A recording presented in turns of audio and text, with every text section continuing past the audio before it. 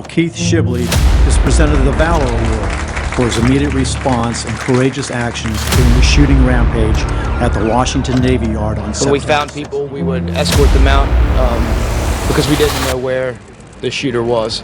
The Harvey family, they had a couple guys break in their house and duct tape them up, cut the necks of all four, and bash their heads in with a hammer. Shortly after the Navy Yard, I had 2 weapons discs in my back. Am I getting hooked on this? He goes, well, why do you say that? And I was like, because I got to take 2, man. I said, 1 doesn't do it anymore. Defund the police continue across parts of the Bay Area today. There's no indication the Lexus targeted any specific individuals. You could hear the shots while we were inside the building. Can you describe the faces that you were rescuing? I was shocked and scared. I couldn't live with myself knowing that I could do something to save lives and didn't do it.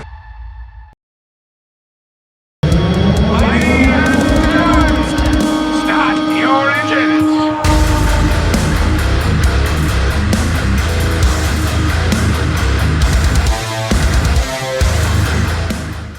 Happy New Year and welcome back to the Roll the Bones podcast, season 2 premiere. We're joined today by somebody I've been looking forward to sitting with for a very long time. He's been a ride or die for this family.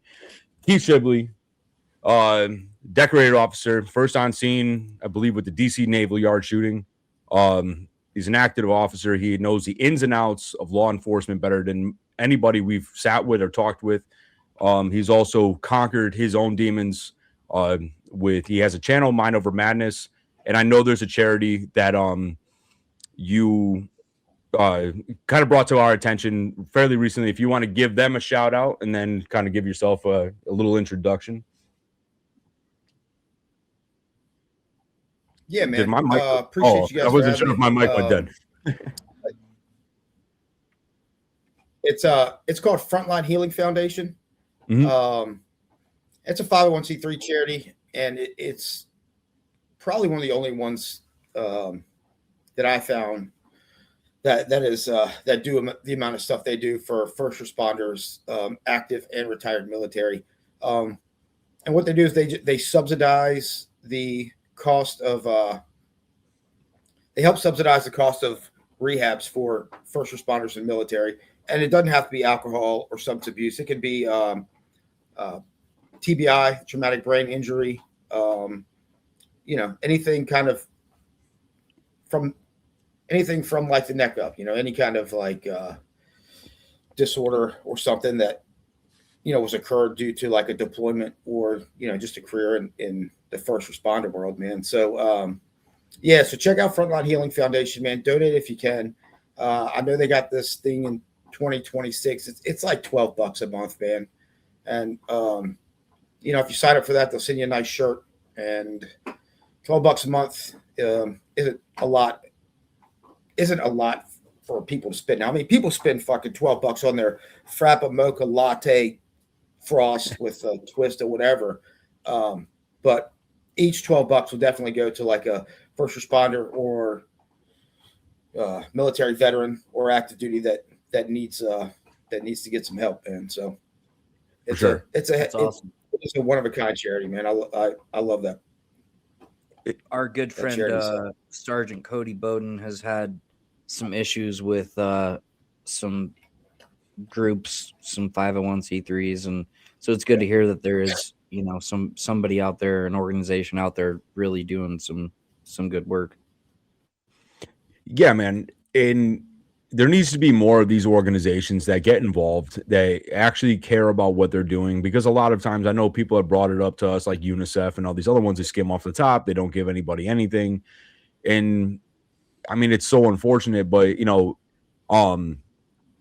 been looking more and more into this. It's a very reputable charity. I think people need to, like Keith said, donate $12. It's $12 a month or whatever. We can absolutely show up for somebody on that. And but Keith, this has been a long time coming. I've been looking forward to this one. Finally, you get the proper introductions between you and Father Trev. Which moniker are you running today, just so to clarify? Bro, you pick. You know, All right, it is so what I'll it probably is. pick a little bit of everything. All right, go for it. So, did you know you wanted to be a cop growing up? Was that like your goal? Yeah, man. Yeah, it's all I could ever remember like wanting to be honest with you. My parents said I was talking about it when I was like, 6, 7, 8 years old. In elementary school, you can make like a book, like you write a story, draw pictures, you get like cardboard, and you make like a hardback book or whatever. Right. My mom found it, I don't know, a few months ago. Book, I think it was like the 5th or 6th grade of people robbing a donut stand and then the cops like chasing them. It was funny, but yeah, it's all I could ever remember wanting to do for some reason, man. I wasn't good at school. I wasn't an academic. It just, I had to study my butt off for like C's and D's. I just school came pretty was difficult for me. But like, I'm kind of like a hands-on learner. You show me how to fix something, I could probably fix it. But yeah, that's pretty much all I ever wanted to do. I wasn't sure if you're going to say something, Trev. I didn't want to cut you off. Good. I was just debating, but no, you're good. I was thinking in my head about something. You're good. All right. Just making sure. No, it's really cool that when people are compelled to do something like that at a young age. I've spent a lot of my life on the other side of that fence. But my opinion of law enforcement has changed over the last, I'd say probably decade or more. And do you find, even though we'll go back to you growing up in a second, but how hard with all the political narratives is it for you to do your job? How much more pressure and difficulty does that add? Because we saw the defund the police initiative. We saw you see so many people that are they just slam a phone in your face every time it's like on routine traffic stops, or you just walking down the street, or you see this everywhere. Did that add like a next level of pressure for you, or what?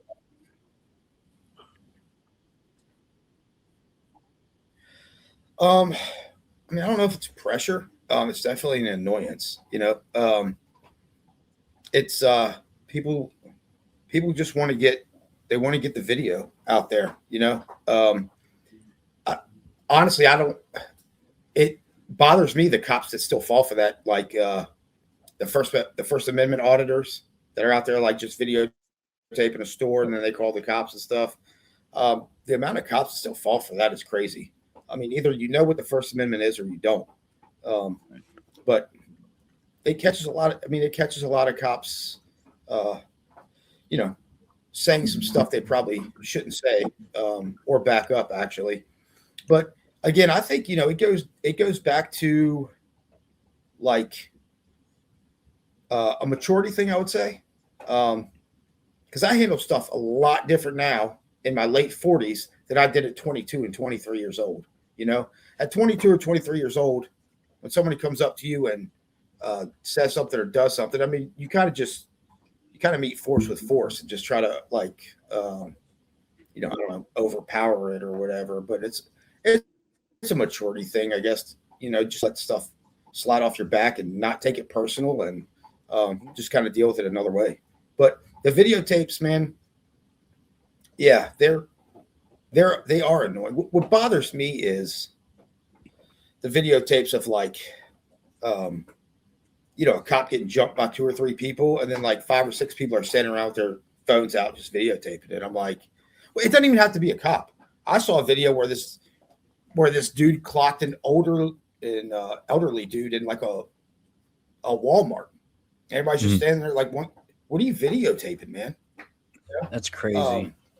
So that's the frustrating part of it, man. I think a lot of these videos have just taken the humanity out of everybody. Yeah, no, I agree with that for sure. What about? It adds a little extra. Sorry, I didn't mean to cut you off there, man. I was gonna say, like, I thought you were finished with that, but I was gonna ask, like, how much worse has crime gotten? Like, are you running into like, kids running around with Glocks with switches on them? Like, I've seen a lot of videos online of just a lot more reckless behavior. Like, I wouldn't even be worried about the phones. I would be worried about, somebody with a illegal machine gun in their car walking up to do a traffic stop, and they've got, warrants or whatever. Well,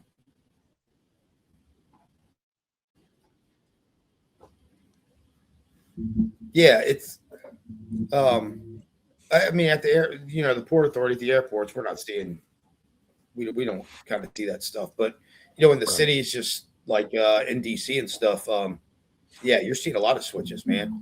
And they got those freaking 3D printer things that can print ghost guns. We're seeing a lot of ghost guns out there.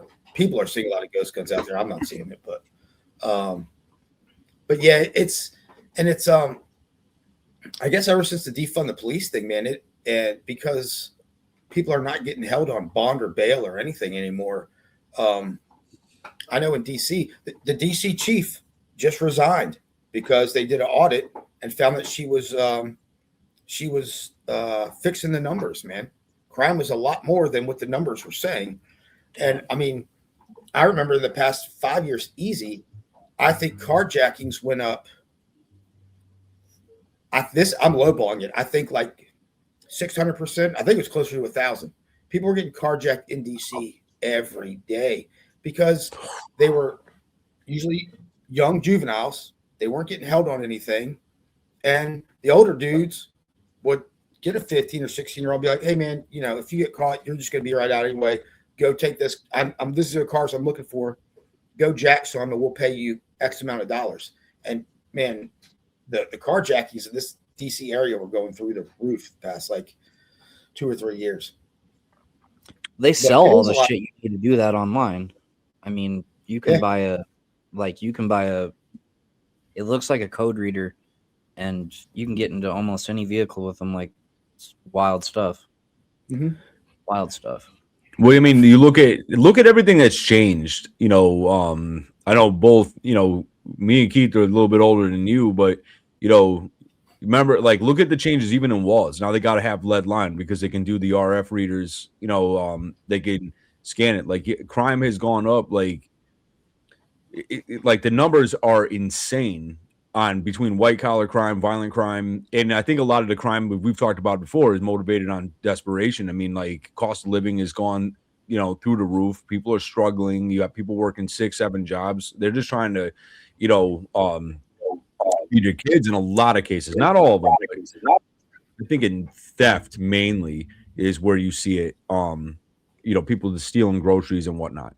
But yeah, like, crime just seems to be always evolving, but it seems like this narrative, like, to hit cops like heat seekers, bro, it's out of control. Like, we saw this. I know this is dropping in 2026. However, like, just a few weeks ago, we saw, there was a 2 National Guardsmen that got murdered.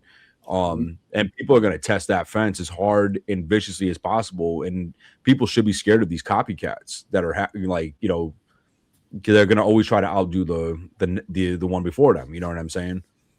Yeah. The National Guardsmen, one of the guy, the female National Guards person, she passed away. The male that got shot in the head is apparently making a miraculous recovery that doctors can't explain because he got hit in the head. And the update the other day was he got out of bed, man. Like, got out of bed, helped his mom. Wow. He's still not, I guess, like, speech and all that stuff. I mean, hopefully that'll come later. But a lot of the doctors are saying they can't explain that kind of recovery. But yeah, and it's I mean, this started back in the Obama administration when I first started seeing it. It's like the war on police. It really kicked off. And yeah, you see a lot more ambush type shootings. You've got stories of cops eating like their sandwich from their lunchbox in their car when somebody just walks up to the car and shoots them nowadays. And it's crazy. Really got to watch your surroundings, man, because you never know. But just like the DC shooting I saw today, it was was it Australia? Yeah, it was Australia. Yep. They had that active shooter, and we're gonna see. I hate to say it, bro. We are gonna see a lot more of this in 2026, man. Something Chris and I are because Very A, much worse. the Australia's gun laws are stricter than heck. I don't even think they're allowed to own them. And you look at the major cities in the U.S. that have strict gun laws. They're the most violent cities in the United States: D.C., Chicago, New York. But I really encourage every law-abiding citizen to go get a weapon and a concealed weapons permit, man. I do. Absolutely. Because, it's going to start happening more, man. And thank God for that one dude that tackled that gunman, in Australia today. He was a vendor. He was got some balls. Yeah, he was a vendor of some sort, like selling I don't know what he was selling, but he ran up and grabbed that. He took 2 rounds in the like during that whole situation. Yep. He was got some balls for sure. Yep. But it's just, if you're in a city where that like 90% of the citizens don't own a firearm because it's hard to get and people just don't bother with it. If you kick in the door to rob them or carjack them, 90% of them will not have a weapon. But if every law-abiding citizen in this country went out and got a concealed weapons permit and had a gun, how many people are going to kick in that door? When 90% of the people do have a firearm, you're not going to kick in that door, man. Right. Because that they might, be armed to be able to defend themselves. So now when you went to the academy, what was your first position like when you got off the street? Because I remember you saying like wasn't it around 9/11 is kind of when you were first kind of hitting the streets? No, so I went to the academy in 2002. Okay. So right when I was on field training or just getting off, that DC sniper stuff was going on, and in the end of 2002.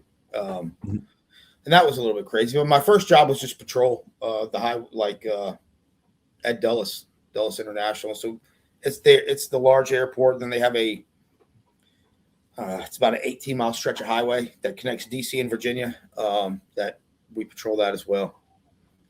Just a lot of highway stuff. And when you when you were coming out, like what was the, what were they trying to educate, keeping cops up to date? Because I know our threat levels back at that time frame for like the first 4 or 5 years after 9/11, our threat levels were off the charts. Yeah. So what were their methods of trying to educate and keep law enforcement up to date? So specifically at like the airports, man, we would turn off the highways to one lane. And when the threat level was raised, we'd stop every 5th car and just search it. Wow. Every 5th car, box trucks were getting searched. 18, because there's a lot of cargo deliveries, 18-wheelers, blah, blah, blah. So, we would, they had that the first couple of years I was there, man, was if the threat level was raised, we would cone it off and start searching vehicles and stuff like that. But, other than that, it was just it's to try to be a hard target is what they preached a lot, If you're sitting in like the break room, well, we didn't have internet on our phones back in the olden days, but they just preached being visible before security with your M4 or whatever, and it came out, it played out years and years later when I was at the FBI. I'm sure we'll get to that, but when somebody was looking at targets in the area, it was caught in I don't know if it was an email or whatever, but don't go to Dulles because they have too many cops with long guns walking around. So if you present yourself as a hard target, people will generally skip you and go to the easier one, Right. Were you seeing in that stretch of highway, especially, because I know besides security threats being high, like I'm sure going to and from, 2 major cities, like you're probably, if you're stopping every 5 cars, like were you guys doing were you personally having like any big, like getting any big drug busts out of that? No, not out of that. I like for somebody to put like a VBIT, a vehicle borne explosive in a car. Right. It's not a methodical search like for drugs, man. You're not like ripping up seats and stuff, you know. You're just checking trunks. They got boxes, you know, you're looking at that, or like the bigger stuff. So no, we didn't find, not that I remember, we didn't find too many like large seizures or anything off that. What was the like? What do you think? Like, you know, how were you when you first got started? You know, even just doing the highway patrol stuff. Like, were you one of those guys that came in like real idealistic? You know, because I know a lot of people have talked to, you know, even soldiers, you know, retired Marines, retired law enforcement. Everybody comes in, you know, you're ready to make like a sound change. Like, you know, were you excited to go to work every day? Oh, yeah, man, I loved it. I worked every time, any chance I could get. I literally I loved it. Yeah, you know, you kind of buy into you're gonna put a dent in crime or whatever. The Scruff McGruff right, classic. Yeah. But yeah, I mean, I thoroughly enjoyed it. You know, it was way different. Even the atmosphere, like back at the station, was different, man. The practical jokes back then were priceless, and like nowadays you can't do that. And but yeah, I loved going to work back then, man. It was a tighter group of people for sure. That's what I found really interesting when I you know, one of the guys in the beginning of last year, we sat with Jay Dobbins, and I remember him saying the same thing. Like, you know, he was like, he was just excited to go to work every day. And he said, like, you know, every day was different, you know, and that's kind of what gives you that drive for the chase. And you are making a difference, you know. Like when you first kind of told your family, like, I'm going to go in this direction, were they scared for you? Because I mean, I made a choice. I had gotten hurt in basic training. It's a long story. I'm not going to get into it, but I know a lot of my family members were very apprehensive on, like, do you really want to go into the military? This was like late 2000s, so you know what I mean. Nobody's ever expressed it to me, you know. I think just because it wasn't a spur of the moment decision for me. I'd talked about it forever. Yeah. And they knew that, like, college wasn't, you know, I tried college, but I drank my way right home. You know, college for me, it was that or construction, man. So, you know, and I always want to do that, but nobody in my family really expressed any like big concerns about me going into that career. Before you started and actually became a cop, was there so like I went to military school, for example.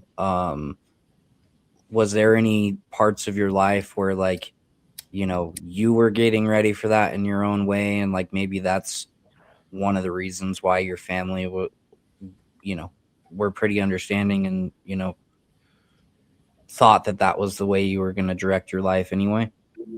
Yeah, I mean, I went to a military high school. Okay.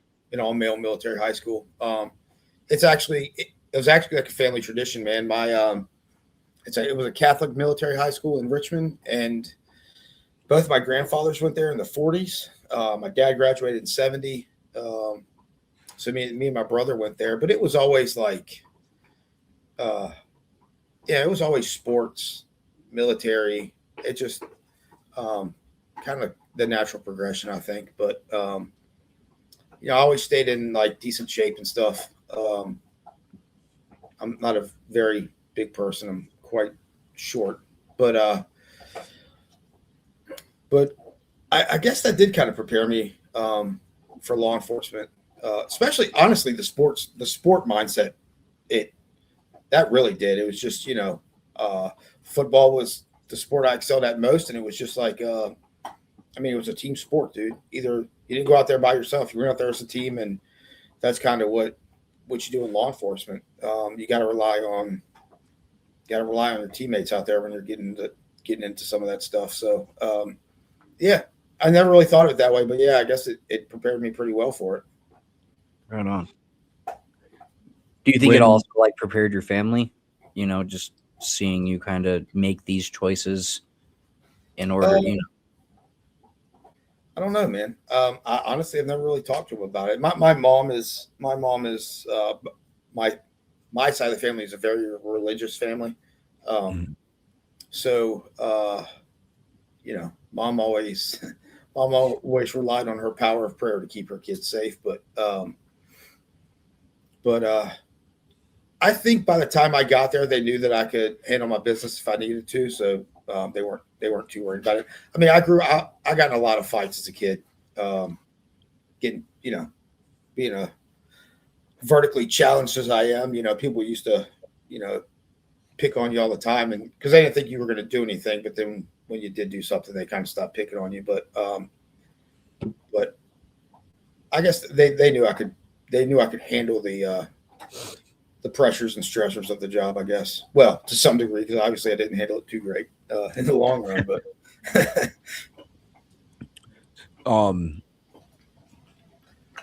how much, like, with, like, I mean, there's precincts everywhere, but I mean, is there like extra, like, how are the DC police? Because I mean, obviously you're surrounded by the headquarters of every federal agency. Yeah. It's the highest target in the U.S. How much connection does the DC police have with federal law enforcement? I would imagine being so close together, you guys work more in sync than I would say like other regions of the country. You know what I mean? So, I mean, there's a lot. You're right. Every federal agency, and there's a million of them that people don't even know about, you know? Right. You know, you have like the Department of Energy. They have their own, like, it's everywhere. But DC works pretty good, man. When, you know, in 2010, I left and went to Richmond City. And then when I came back in 2010 up this way, and I got on the FBI task force, we worked a lot with DC police because I was on the domestic terrorism squad. So if like a big event happened, you know, obviously DC police they would respond, and then people from our squad would respond, and then we would work it together, and then we would determine if it was, you know, either local or federal, and if it was local, DC took it, and if it was, you know, federal, the FBI took it. But we worked a lot of cases with them, like just a 4th of July suspicious package by the parade route or whatever. You know, DC would respond, and the FBI would respond, and we kind of worked together. But we worked very well with them. I think the FBI does. I can't really answer, you know, the rest of those agencies, but and then,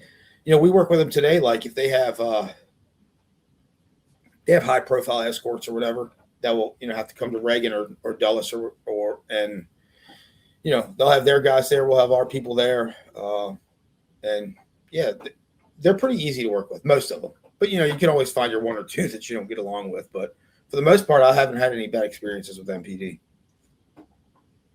How long were you just a normal cop before you decided to get into like terrorism task force, shit like that? So 8 years, I guess, because I left the airport the first time in 2003. I went to Richmond City, and I was there till 2008. And that was just a different world, man. Going from like highway stuff to inner city Richmond stuff was definitely a challenge, but I loved it. And then when I came back, I did about 1.5 years on patrol up here. Then I got into the federal stuff. Now, was that something you applied to, or did they usually like approach you? Like, you know, because I know even with some of the guys that are friends of ours that were in special operations and different stuff like that, like the heavyweights would start kind of cherry picking people, like based off of like they're already dialed in on who's who inside of these different infantry units or whatever. So, like, did they approach you about like, hey, you know, is this something you'd be interested in, or did you actively go look for them? It's funny, man. It's I knew I wanted to get into investigations. I didn't know if I really had a shot at the FBI spot that when it opened up, but I happened to be at the time it opened up. I was actually our police union president because I don't have a filter and I don't mind going against, Fair enough. that people. So I was I think it was in the deputy chief's office. We were discussing something, and after we discussed it, I was like, "Hey, I heard this guy's leaving the FBI because he had been there for a little bit." And the deputy chief goes, "Yeah, why? Is that something you'd want to do?" And I was like, "Hell yeah, it's something I'd want to do." So when it opened up, I applied. So we have to apply for it. I guess they kind of cherry picked. They're like, "Hey, you should put in for this." Nobody really came up and told me that. I put in for it. You basically write a memo saying you're interested. Then you have an interview, and they kind of review your folder or whatever. But I think one of the differences from me and some of the other people in there were just the handful of years I had in Richmond and the inner city experience with, different kinds of stuff that you wouldn't see at the board authority. So, and honestly, not too many people put in for it, man. Either they didn't think they could get it, so they didn't put in for it, or they just didn't want to do it. So, I tell all the younger guys now, man, that are coming out, I'm like, dude, put in. If you even consider doing it, just put in for it, because I hate to say this on camera, but I really don't give a shit. You wouldn't believe the people that just want to do the bare minimum, man. They just want to do the bare minimum. They don't want to do the extra stuff anymore. So that's why, I tell people to just put in for it if they want it, man, because you never know if you're going to get it or not. Well, that's unfortunate. What are you going to say, Trev? I feel like that's a trend all the way around, just with people wanting to do the bare minimum now. Not wanting to do 100%. Nobody has any form of drive anymore. They just want things handed to them, or they just want to get their, like, you hear it a lot. I mean, Trev, some of the guys that we've talked with, they just want to do their, get their 20 and get out, like, and they're counting it down like they're doing time. It's like, well, bro, like, you wanted this job. Like, I talked to, there was a cop I talked to recently, and he was like, he's only been in for maybe 3 years, and he was just like, bro, like, I got 17 years to go. And I was like, well, he's like, bro, you wouldn't believe the shit, because the city next to me is a fucking war zone. Yeah. And they're peeling bodies. There's violence out there. The drug problem is overwhelming. And it's like, yeah, bro, like, I feel and respect what you're saying, dude, but what the fuck did you think you were signing up for? I mean, and that's the part that I think a lot of people need to consider, is that when the cops are coming, bro, like, you're seeing people, the cops are encountering people on the worst day of their life.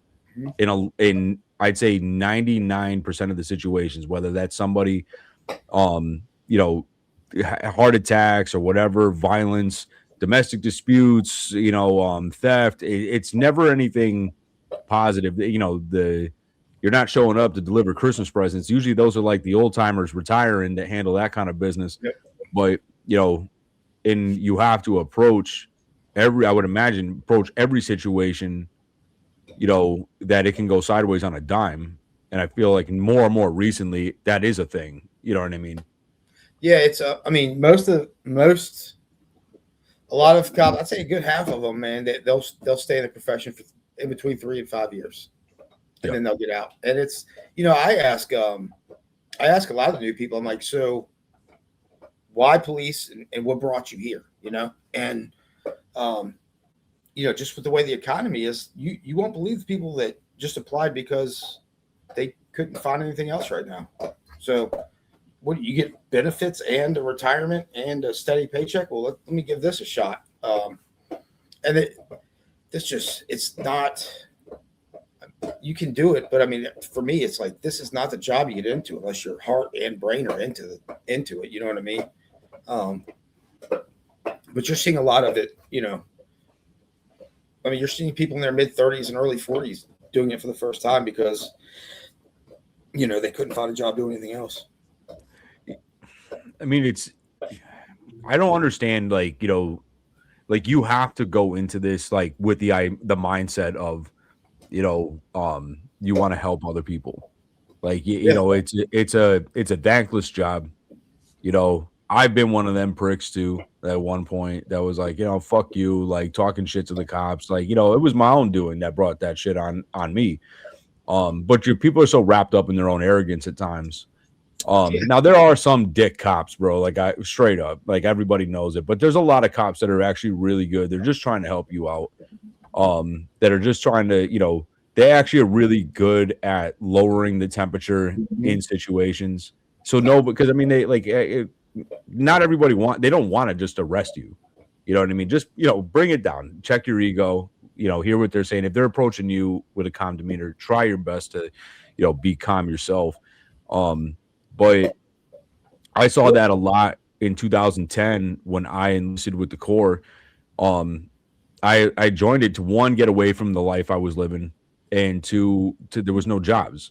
And I to be honest, I was emotionally lazy to like, and just, it was so much easier for me to go out and make some money illegally, you know, then I didn't want to work at a grocery store. I didn't want to go do a 9-to-5 kind of deal. But with the military, I felt like that was going to help just get me out of here. And, you know, at least I know they would kept my ass in check. Yeah.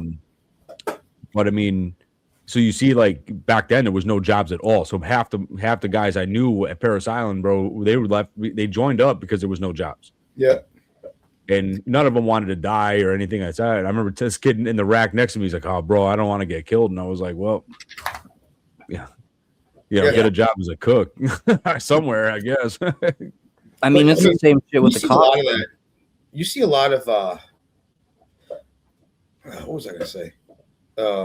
You see that even today, man. Like, you'll be on a call or whatever, and you'll ask for another officer or a backup or whatever, and then that one backup shows up, and you're like, "Oh, you're about to escalate the shit out of this when it doesn't need to be." You know who some of those cops are, man. Like right when they roll up, you're like, "This is going to get worse than it needs to." But yeah, you definitely see that, man. Yeah, I don't know. How do you not lose yourself when you go into those heated moments? Like what are some of like the tricks and techniques that you use to kind of hold control and hold your bearing when things are going kind of sideways? Don't take it personal, man. I used to take it personal, man. I used to take it as a personal attack that you were coming after me. You know what I mean? And then, you know, as I got older, you just realize they're not coming after you like Keith Shibley. They're coming after the uniform and all that other stuff. So I'll give you an example, man. It was like 5:15 in the morning. I was at Sunoco getting my morning coffee. And I was in line, and my hands were just kind of like on my belt, you know, just kind of sitting there. And I saw a guy in front of me, and he takes his phone out. I saw him put it on video, and I'm like, here we go. And he just comes around, and he was like, he just said, "Does a big black guy scare you?" I'm like, "What, dude? What are you talking about, man?" He goes, "Are you scared right now?" I started laughing. I was like, "No, man, I'm not scared at all. I'm just trying to get my coffee, man." And he goes, "Why you got your hand on your gun?" I'm like, "But my hand's literally just resting here." And, you know, he just kept going and going. I just looked right at him. I said, "Man, I can tell you're having a horrible day today." I said, "I'm going to pray for you when I get back in my car." And he just loses it. I'm like, I know you didn't ask me to, but I'm going to say a prayer for you anyway, man. I hope you have a better day. And if you don't take the bait, they usually just go away, you know? But if it's like at a call, you know, I don't know, you try to bring the temperature down. It's hard sometimes, man. Some people just won't come down at all. And you know, at that point, it's you got to do what you got to do. Like, I will not sit there at a window and argue with you for 10 minutes. License and registration. You have to give it to me. In Virginia, you have to provide it. You don't just have a sign on the window or whatever that's on social media these days. A lot of people. That's dumb. I don't understand all that. But it's like, well, it's like, I'll give it to you when you tell me this. That's not how this goes. This is the second time, license and registration. And if you don't give it to me, then I'm going to have to take you to jail. And it's just ask, tell, make, man. I'm not going to sit there and feed into it, because if you start arguing with them, it just builds it up. So, you give them a few minutes to do what you get to do what they're supposed to do. And if they don't, then, you do the next thing. And it's the biggest thing for me is like, I'm not out there to punish people. You know what I mean? I'm not out there to punish. I'm out there to correct an action. Right. So I don't like writing tickets. Never have. Not a big ticket guy, So I'll stop a dude. Might have done this last week. I'll stop a dude going 85, not close to 90 and a 55, and I'll pull him over. And I'll have a discussion with him. You know what I mean? And then I normally just don't like writing tickets, because if you can correct the action without writing the ticket to make the county or city more money, then you did your job. You know what I mean? Right. If the next time he's going 90, and he's like 20 years old, he might think about what his mom's going to be like when I have to go to the front door and say, hey, you're dead because your kid just wrapped his, BMW you bought him around a tree. Right. But you just give, you kind of give him some, but you're not out there to punish him, dude. You're out there to correct, an action that will probably in the long run benefit them, Right. Definitely. I had an incident, recently within the last 2 months. I defended myself and I defended my family. It is what it is. The first cop came in and I was calm as can be the whole time. I wasn't talking shit. But then RoboCop comes in. He looks at it like I literally was a simple situation. And he was just like, oh, you were smashing this guy with this pipe. And I was like, what the hell are you talking about, bro? I was like, that's a fucking murder weapon. But I made the other cop laugh because I was like, where the fuck did this guy become a detective? I was like, there'd be brains and blood everywhere if I hit somebody with this thing. Like, it was a simple self-defense. But, those are the types of cops that I get frustrated with. They try to push. They want you to admit to something crazy because those are what, they're like the glory ones, like the ones that want to, I took down a savage killer or I took down a maniac. It's like, why would you go actively want that? Like, to encounter that? That's insane to me. Like, there was a guy who's all pissed off. I was talking to him like maybe a year ago when I started this project. And he was mad because this guy that he was convinced was a serial killer turned out it wasn't. And I was like, why would you be mad? Wouldn't you be happy that, not happy that you should be happy you caught a killer. You got a killer off the streets. You're mad at the fact he wasn't a serial killer. There's something wrong with that idea, that ideology, and that mindset. Like, what's the matter with you? At the FBI, you saw that sometimes. It's you get a tip or something to come across your desk where you got to investigate it, and there would be. It wasn't a lot, but you could see one or two. There'd be a few people that would they'd investigate it to try to make it fit. You know what I mean? It's like, dude, investigate the facts, and if the facts lead you this way, great. And if the facts lead you to having to arrest them, great. Just go with the facts and either open it, either keep going or shut it. But there are some people that just try to make the puzzle pieces fit when they don't. Yeah. And I think the decent officers outweigh the negatives. Just the negatives unfortunately get more press. So it just paints everybody in a shitty light. You know what I'm saying? That's out there. But when you have these shitbox cops that are getting all the press, that's what makes your job even more dangerous, because now they think everybody's this thing that, is that type. And I understand, but I think a big thing of what maybe I'm wrong, or correct me if I'm wrong, but I think, is there any proper decompression for officers when they come off the streets, like at night? Because it could be an easy night, or it could be one of the worst nights for that cop's life. You know what I mean? Yeah. Is there any proper methods for decompression for officers? No, there's no. I guess it's all just works for you. The old guys when I first started were like, "Don't take your work home with you." It's impossible. how do you not take some of this stuff home with you? It's impossible to do, you know? And just backing up just a second, the part of like, you know, the shit cops getting all the attention or whatever. The problem nowadays is this, man. It's the fact that nobody wants to do this job anymore. The standards have gone so low. I don't care what people say. Our standards haven't dropped. Yes, they have. You know, back in early 2000s when I was applying for cop jobs, it was hard to get into a police department. You know, the first one I applied to was Lexington, Kentucky, because I was out that way, you know, in college. And this dog, it was, I think they had 5 spots open, and they probably had, you know, 600 or 700 applicants for those 5 spots.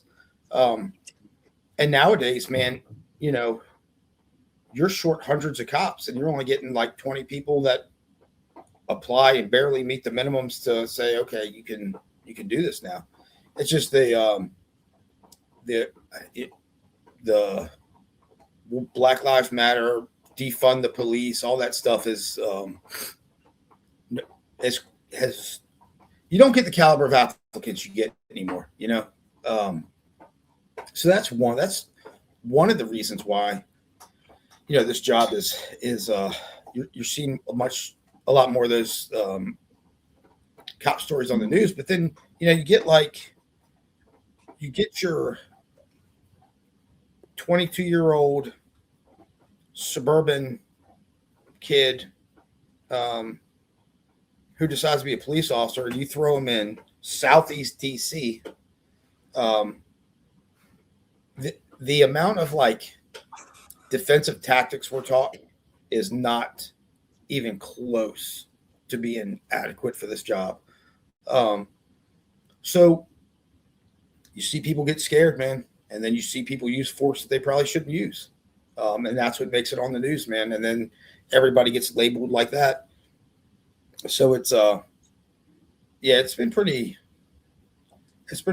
difficult lately, especially trying to get like super qualified people to do this job.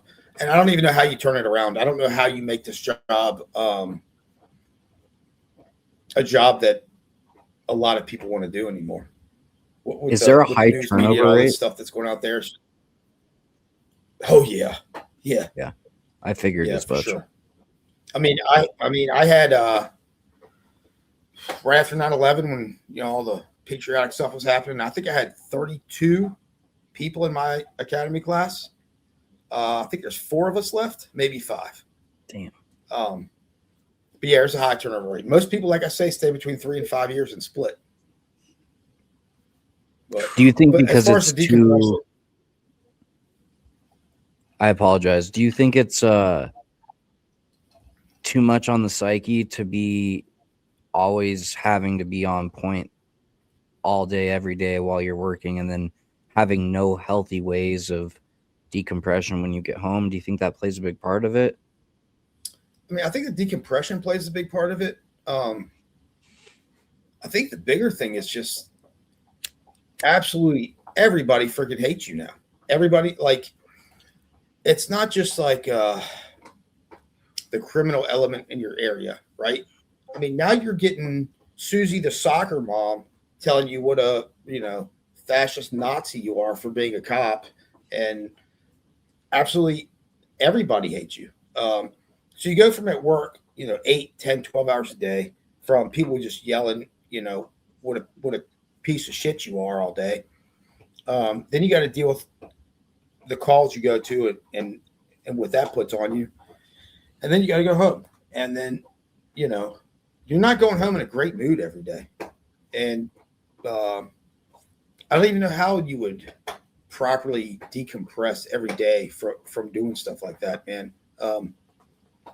And then you start taking it out on people that don't deserve it, like your wife and kids and shit. And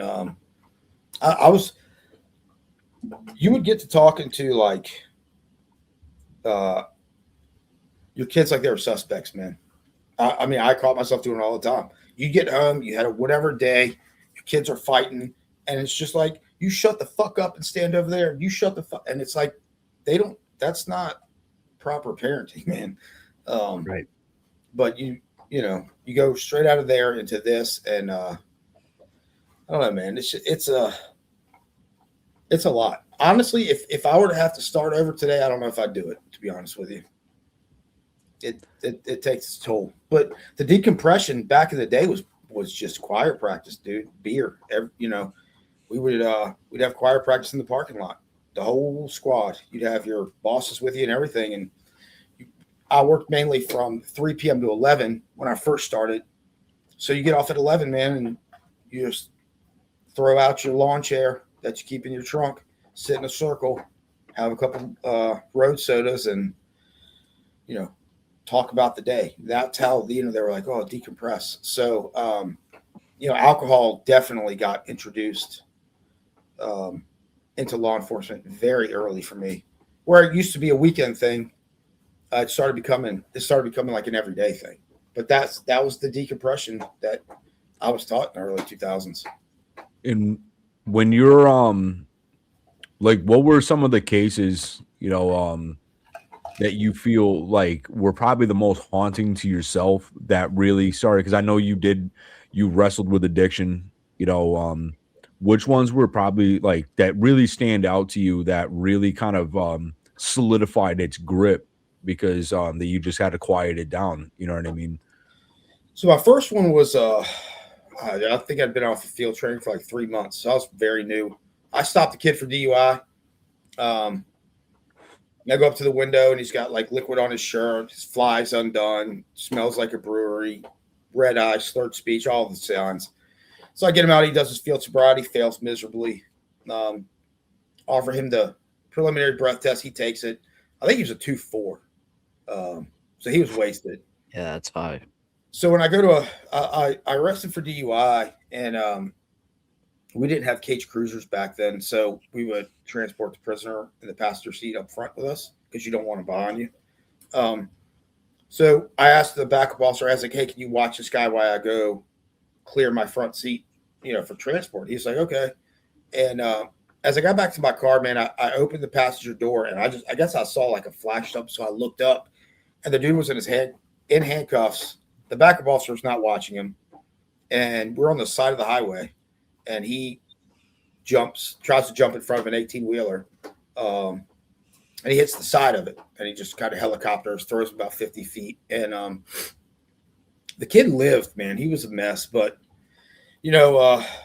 stop all the traffic, state troopers come, and the dark humor kicks in real quick.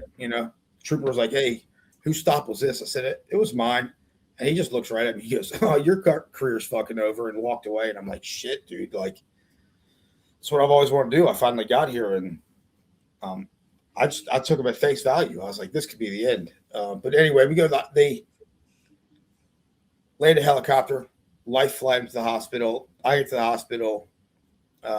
Somebody made notification to his parents. His parents showed up, and I'm talking to his parents, and they were cool as shit with me, man. They weren't angry. They didn't yell. They explained that he was special needs. I think it was Asperger's or something like that. And they said that he shouldn't have been driving. He stole his parents' car when they went to sleep, went to a bar, got hammered. I think he was like 23. But what they told me was in school, when people used to pick on him, he used to like run head first into like a brick wall and knock himself out. So it kind of made sense why he did what he did. I guess he saw me as the bully. He knew he was in trouble. And, but that one, when I got home that night or that morning, because I was there till about 8 in the morning, I just remember I couldn't fall asleep, man. I just kept seeing that kid flying through the air and the mess he was on the side of the road. And that was the first one that really stood out, that it kind of bothered me a little bit. Yeah. But I'm not going to tell anybody. You know what I mean? Like, what am I going to say? I'm brand new. I'm already questioning myself whether, I can handle this or not. Why does this bother me so much? All that other stuff. But yeah, man, that was the very first one. And there's more. When I was in Richmond, there was a mom that left her toddler in the car seat in July with the car turned off, the windows rolled up, and By the time I got there, the baby was deceased and had been for a while. That was the first one where, like, choir practice wasn't even an option, dude. Everybody's like, "Oh, rough night, man. We're gonna go get some drinks," and I was just like, I'm going home. And my wife's a teacher, and so she'd be gone by the time I work in Richmond. I work 7 p.m. to 7 a.m. or 8 p.m. to 8 a.m. So she was usually gone by the time I got home. And I just remember, like, I didn't want to be around the boys. I didn't want to be around the guys. I didn't want to decompress. And I went home and I just got blackout drunk at 9 o'clock in the morning. Kids bother me, man, obviously. Car accidents bother me a lot, like fatal car accidents. I think it's just the innocence of it. It could be anybody. You know what I mean?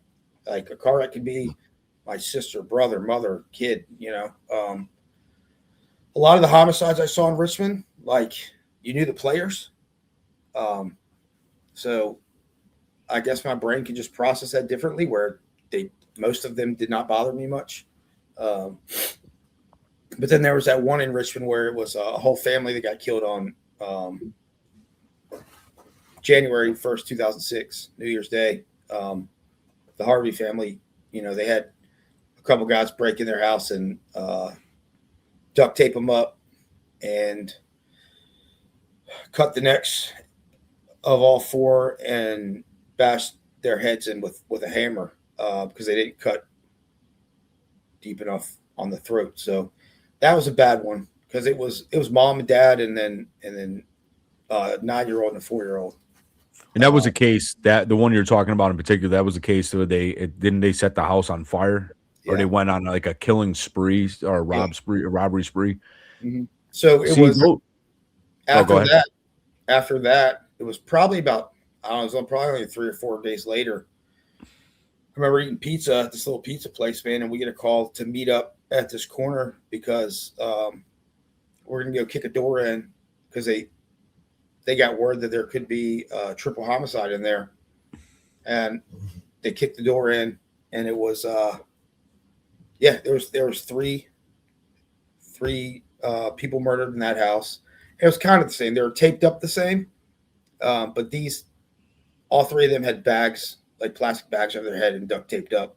But it ended up being the girl who drove the getaway car for the Harvey family, and then her parents, because I guess she told her friend about it, and I guess the guys that did it knew that she was talking about it.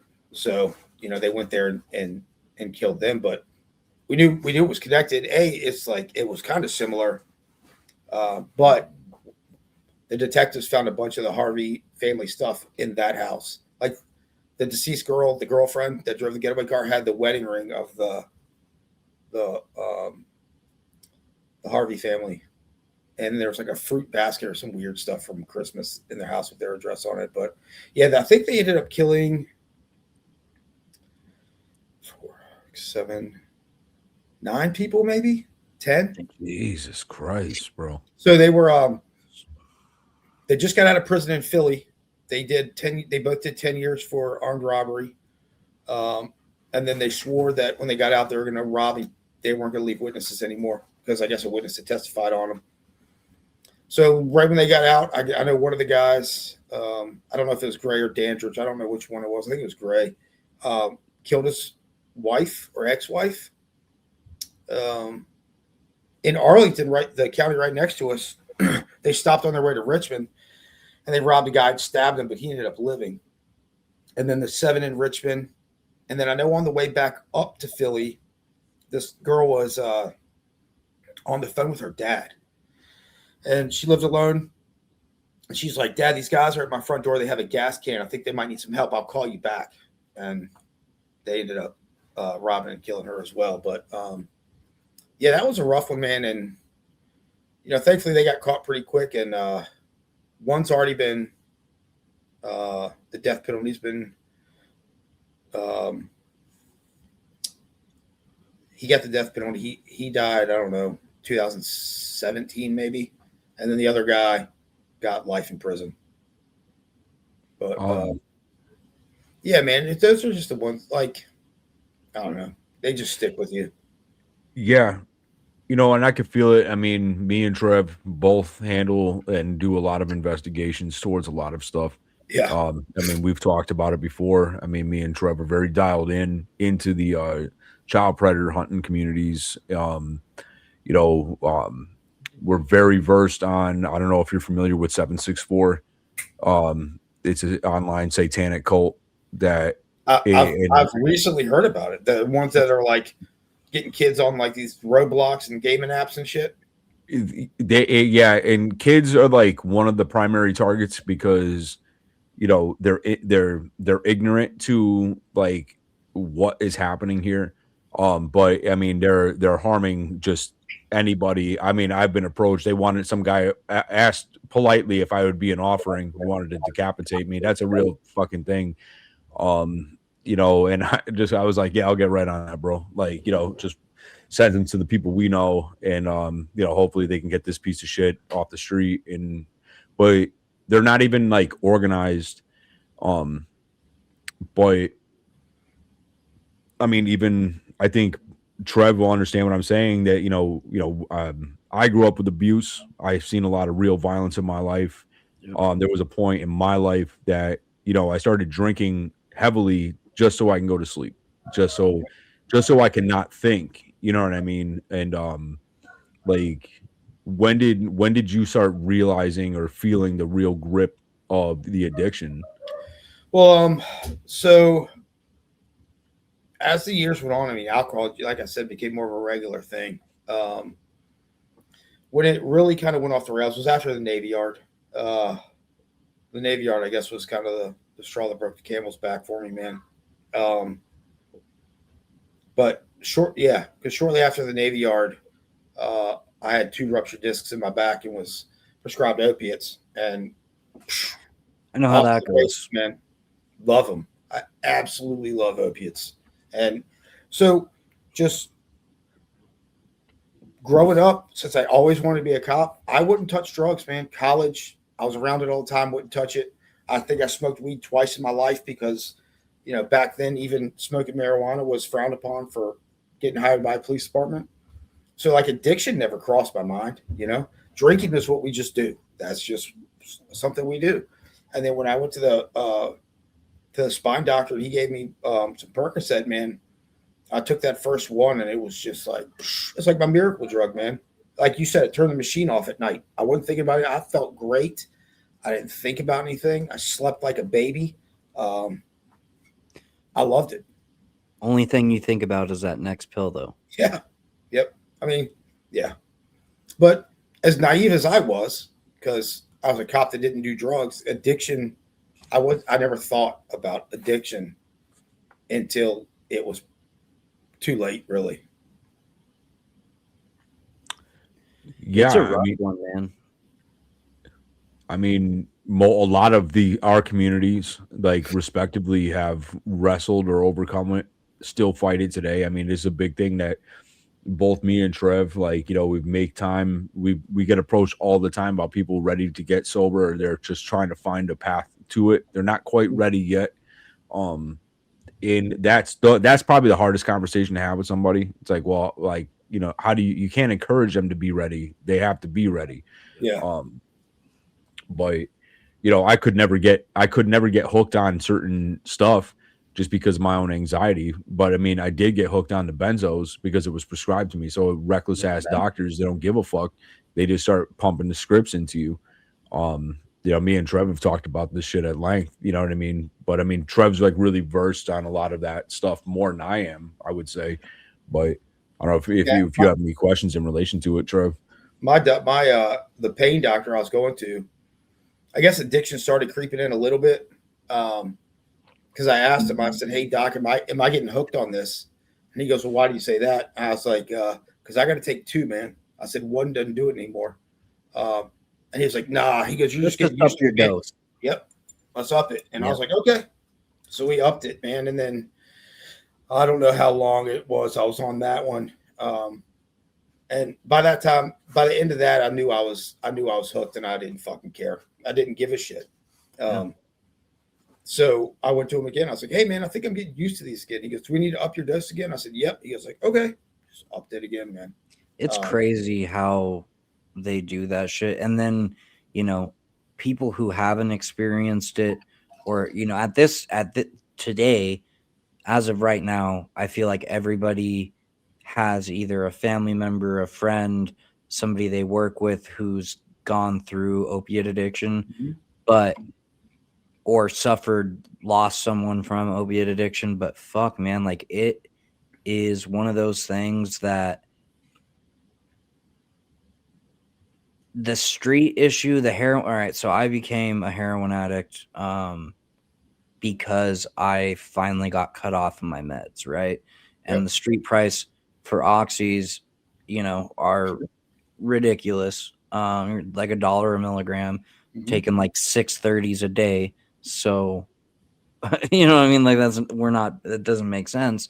And then, you get $25 worth of heroin and you're good for a day and a half. Like, it's crazy. And it's just, I think, evolved. I think the prescription pill epidemic has evolved the street opiate issue into a extremely devious monster that has now invited China, the cartels, to, have a fucking chemical weapon that they're sending over by the kilo and just destroying families.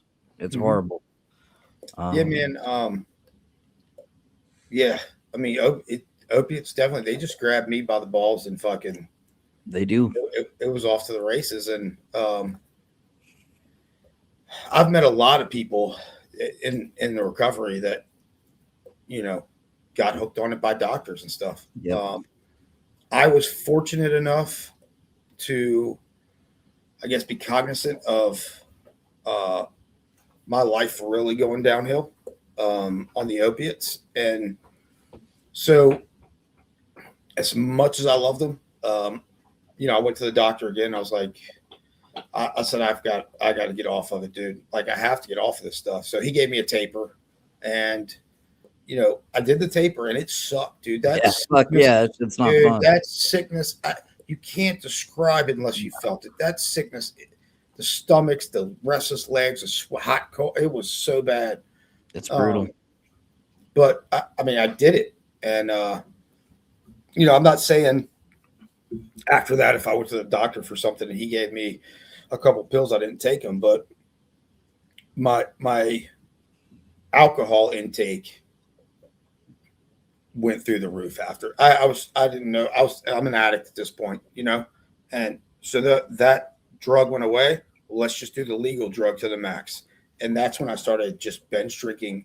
I stopped hanging out. I didn't go to happy hours. I didn't go to choir practice. I stopped hanging out with everybody. And I would get blackout drunk every day when I got home. Usually pass out, wake up, drink some more, then pass out and go to work. And on my days off, man, it started when I woke up. My alcohol intake was it was crazy. And that's when the bottom fell out at home, man. So like when I was on pills only, like I drank a little bit on them, but I wasn't like, I didn't drink every day because the pills were enough for me. And dude, those things gave me energy, man. I was cooking, cleaning, fixing shit. I did all that stuff. But when that went away and the alcohol came out, it was very noticeable how jacked up I was.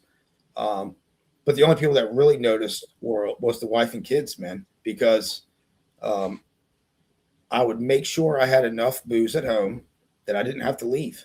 So nobody else saw it. I when I go around and do some talks to police departments and stuff, my boss from the FBI, she's retired now, Jen May. She's a lifesaver. She pretty much saved my career. She goes around telling people she had no clue. She said I was at work every day. I was getting my work done. I even got, different positive write-ups and accolades while I was there. And she'll tell you she had absolutely no idea. And none of my other squad mates ever complained or brought anything to our attention. A couple of times, my partner, Tom, he'd be like, damn. He's like, you have a rough night last night? And I'm like, yeah, man, I had a rough night. But what person hasn't come to work, a little hungover? So So nobody really noticed except for home, man. And at home was bad. It was bad. And when were you drinking like at work at all, or did you get to that point? Mm-mm. So were you just like going through withdrawals? Like, cause I know I've struggled with alcohol myself, and I know how personally, like if I were to be on a sick one, on a good bender, like, if I haven't drank that day, like I'm gonna be shaky. I'm not gonna be doing good. Yeah. So are you going through pulling shifts like that? Like, so the FBI game was a little different. It was kind of adult rules. There's really no time you had to be there in the morning, and really no time you had to leave at the end of the day. So yeah, there were definitely times where I'd get a little shaky, and you take a half day sick or whatever and go home. But so because I went through a couple undercover programs there too. Sometimes, I mean, with the people you're hanging out with, they were paying me to drink at work because I'm doing some undercover. So it's like a lot of times, I am drinking at work because you can, kind of. But there were definitely days that I was shaky for sure, especially towards the end. Was getting pretty bad. I do because I've only heard just a brief slice of this story, but can we hear about?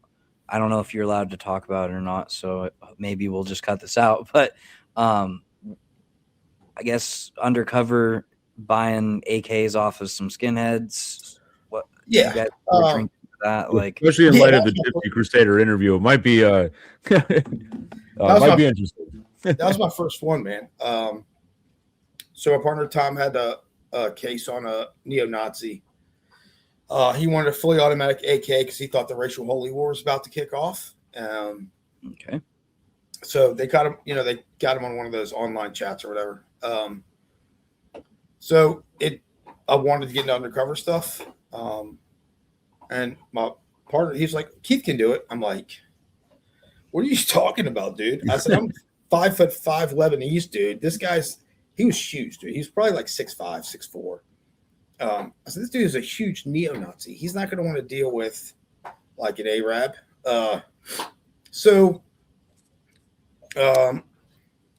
We used a source or informant to introduce me to him as just a gun nut that knows guns. Because this guy's like, look, I can't do it for you, but this guy can.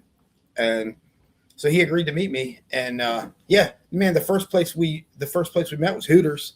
And I got there early, and I probably had a nice tall boy and a half or two before I even met him, before he showed up. And we just talked gun stuff, and kind of did the deal. Met him a few times, in between, but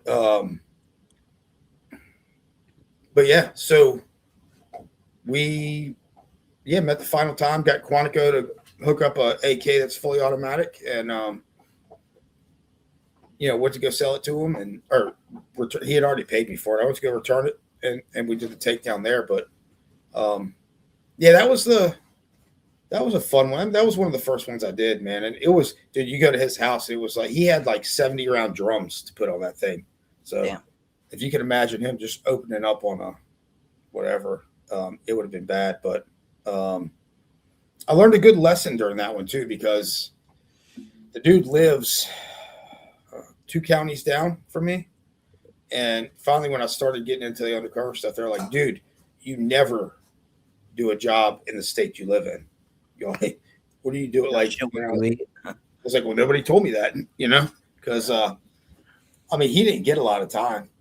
Because we went to court, and the prosecuting the federal attorneys were bringing up, Nazi this, he wants to shoot Obama, all this other stuff. And, and the judge said, this is a gun charge.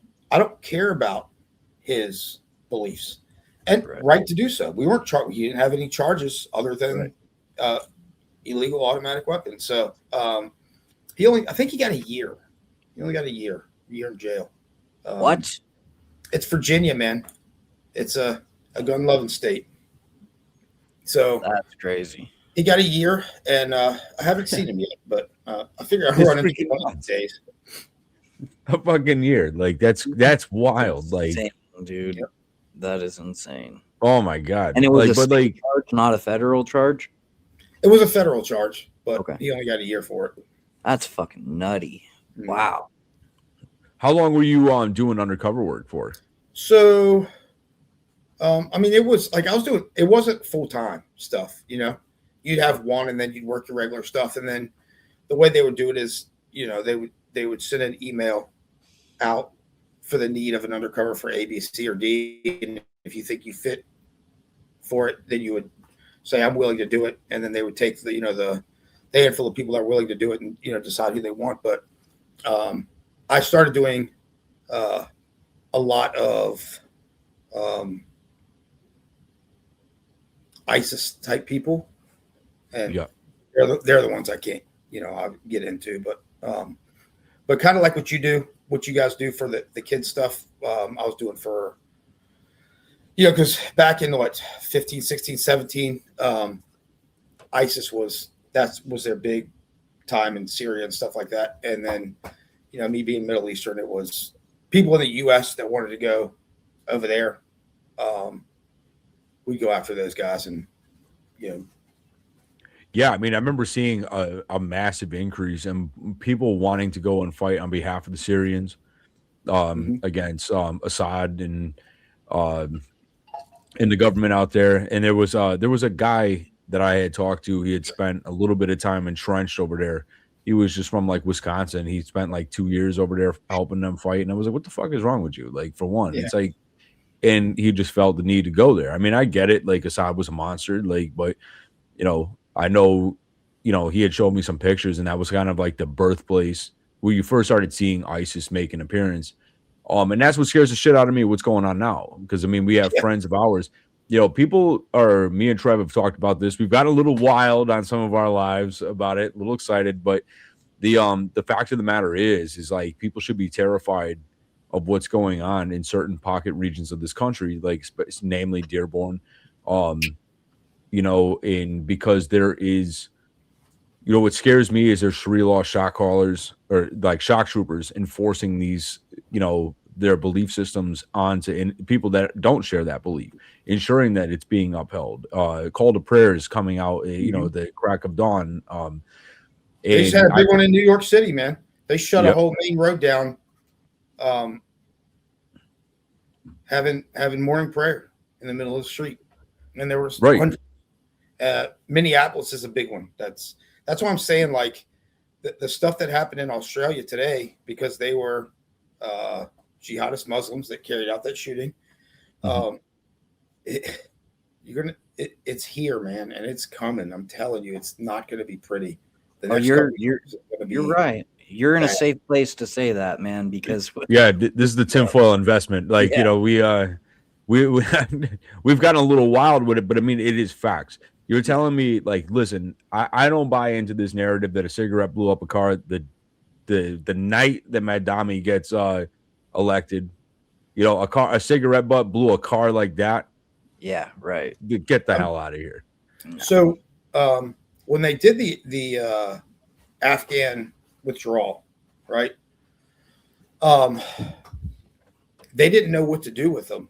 So, you know, they were flown all over the country, but at Dulles Airport, we had 2 hangars that fit like the biggest planes we had in, taken out, and they had hundreds, if not thousands, of cots in those hangars, and we housed, you know, thousands of people that were evacuated from Afghanistan, man, and just the sheer number of people I saw.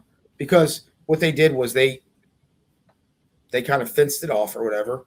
They had whatever government tried to vet them, and we worked security as I love to work me some overtime. So it was like an overtime gig, and I was there all the time, man. And the amount of people that came with no IDs at all, not even a piece of paper with their name on it, they are who they say they are. They run a check on who they say they are. Welcome to the United States of America, man. So you can't tell me out of the tens of thousands of people that came here, on the low side, 500 to 1,000 people that were just inserted to come over here to do something. Think about 500 separate attacks carried about by one or two people, just individual, not even cells. Just think about them clacking off a vest in a grocery store or like whatever, dude. And that's the shit that scares me all the time the most. I always think about it like, you know, tell the wife, carry a gun, you know what I mean? Like, please. That's what I think. That's what I mean, that's what they're saying they're going to do, right? They're saying that they're going to, put, 2 to 5 people in heavy populated areas all over the country. So it could be, 100 of them. Yeah. And on the exact same day, at the exact same time, they're going to go wreak havoc. And whether it's a mall with a AR or AK or, an explosive vest, if that happens in this country, it's going to be pandemonium, dude. Fuck yeah. And what it's going to do is we're going to go tit for tat. It's going to be body for body at that point. And, I mean, I'll die before I let this country go to shit, before I let, especially to protect my kids, protect my family, protect those that can't, protect themselves. Like I could say that loud and proud. I know everybody here agrees with that, but the fact of the matter is like, you're not going to see another 9/11. I don't believe that that's going to happen. It's going to be guerrilla pocket attacks. I mean, you need 5 people. You got a fire team right there. Did you guys see the shooting in Fairfax County? I don't know. Might have been a year ago, maybe 9 months ago. I'll send you the video, man. It's all over the internet. If you just Google like Fairfax police shooting, it was probably 15 miles from my house, and this cop stopped a dude from Afghanistan that fought on our side in Afghanistan, and the guy's just angry and he's going off, and he's he doesn't have a license or something, and blah blah blah. So he starts like yelling at the cop. The cop, he's got a pistol on his hip. The cop sees it and calls for backup. Backup shows up, and there's 2 guys on this side, 1 guy on this side. And as soon as he starts talking about he shouldn't have fought for the U.S., he should have fought for the Taliban. This country's awful or whatever. And he draws it and starts shooting. 2 of the cops got on the driver's side got shot in the arm. And the backup officer on the passenger side,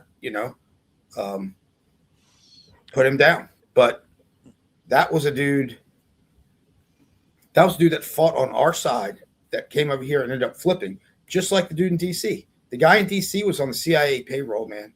He was helping us in the war of terror.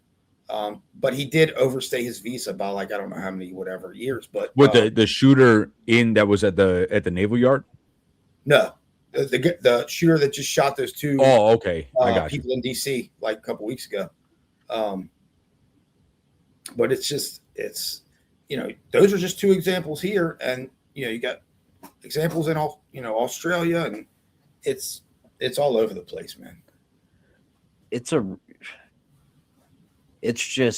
scary, man. Like it's something that I am almost paranoid about. Like, anytime I leave the house, if my wife's leaving by herself, like always like, especially if she's like, I'm in Colorado, so she's like going to Denver or someplace that is a little more heavily populated and different types of people, like, please take a gun, like, please. Because you never know, man. And it's like you said, I mean, if there's being on the lower side, 500 to 1,000, like, there's 48 states in the US, like as far as mainland, and I don't think they're going to go hit Hawaii or go hit Alaska. Like, they're going to do something that's enough for every state to have a significant massacre happen potentially. And that's only the ones that came over during the evacuation, man. How many people came through the southern border? Mexico in the past? Yeah, 100%. they opened up the fucking gates. I mean, you had Sarah Adams in the beginning of 24, sitting with Sean Ryan talking about that there was over at that point 1,000 ground fighters in the U.S. right now. She gets a debrief all the time. She puts those things out there, puts the information out there. I know she gets in trouble for it, but still, people should know.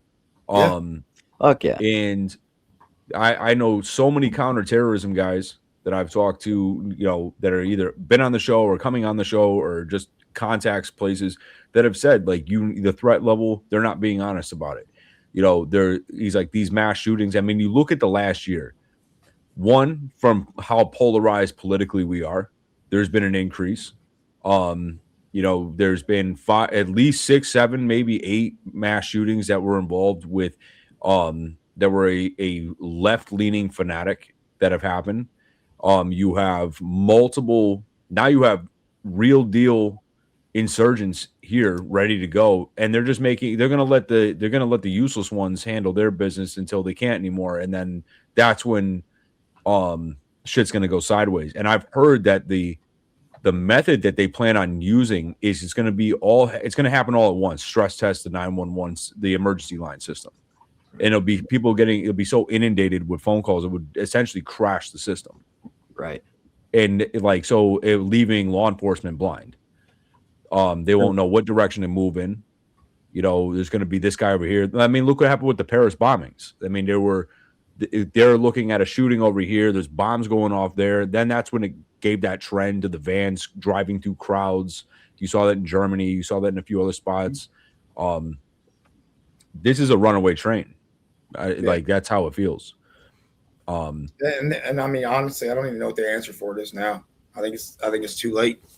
I don't know what they're here. There's nothing we can do about it. Another thing I've heard that they've been trained to do is multiple waves. So like once EMS, paramedics, whatever get to the scene, another wave of attack. Like, yeah, it's brutal.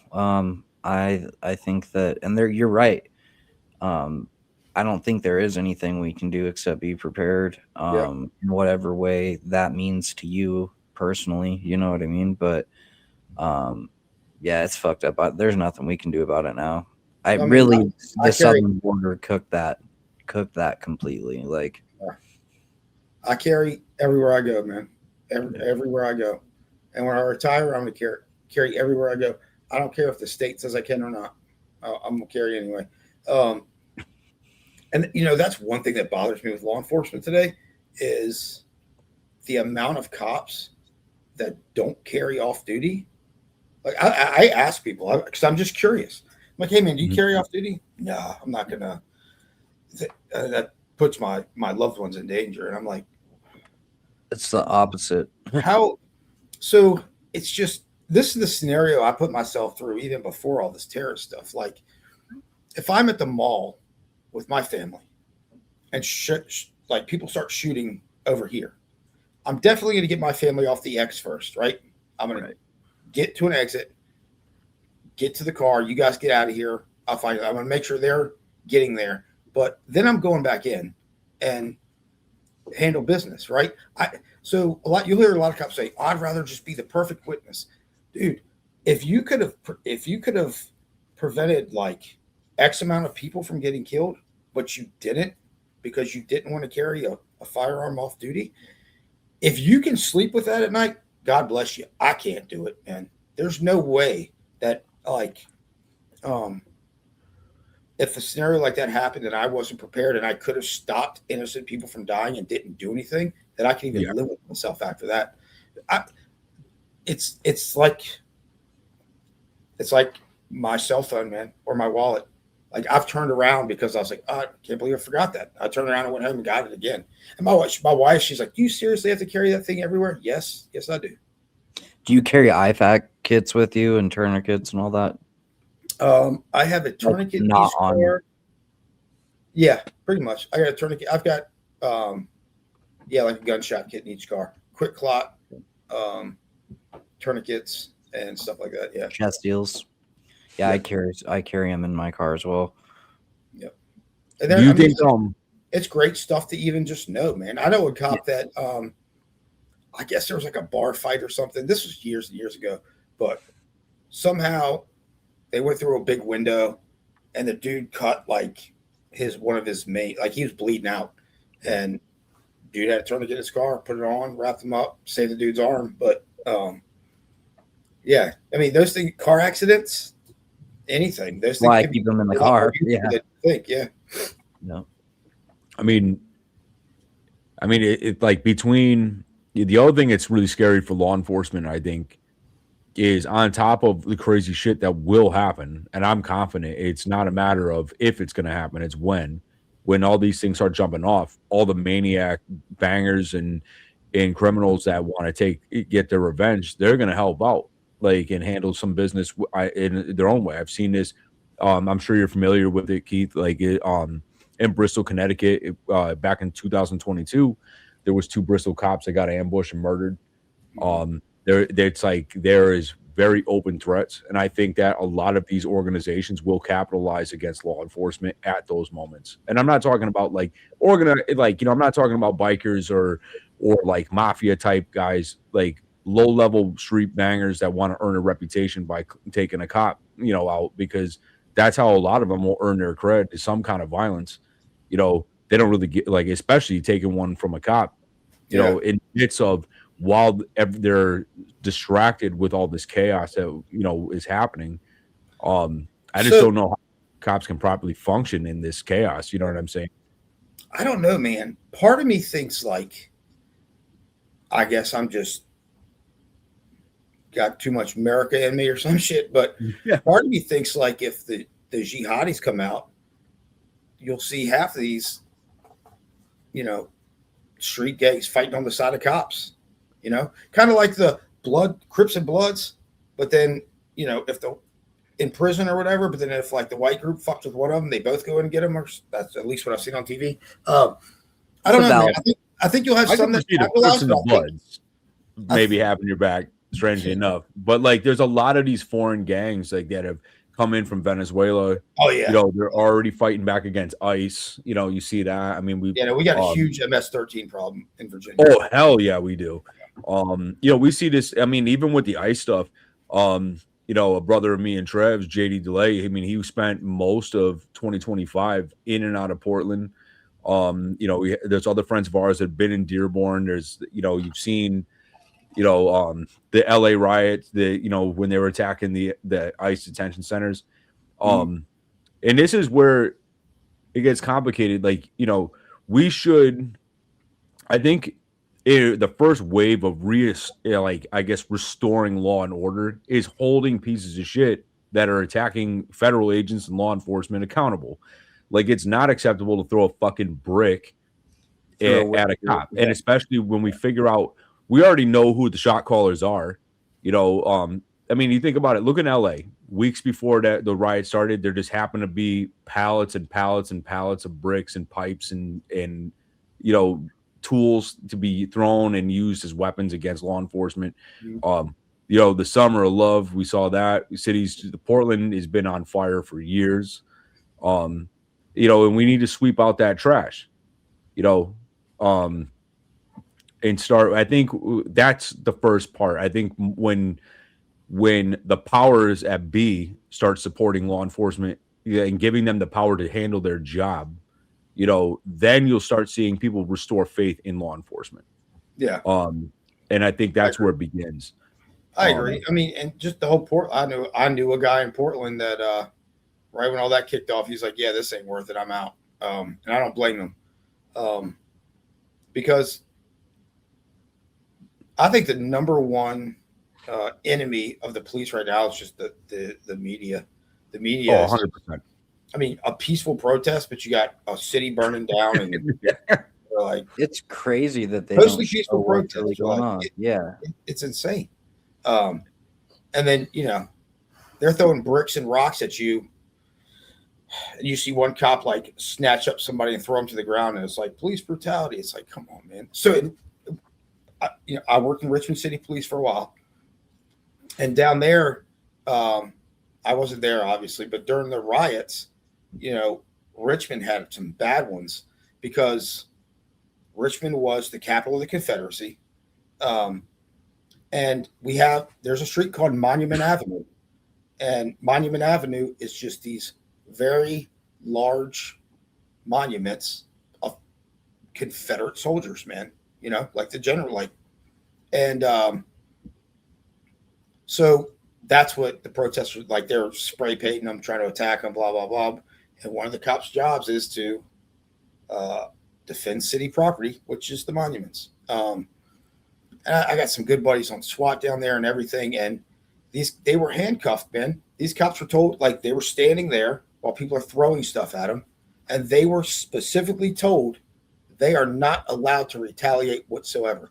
They were having, like, jars of some sort of acid thrown in. This one cop's whole leg got burned with acid.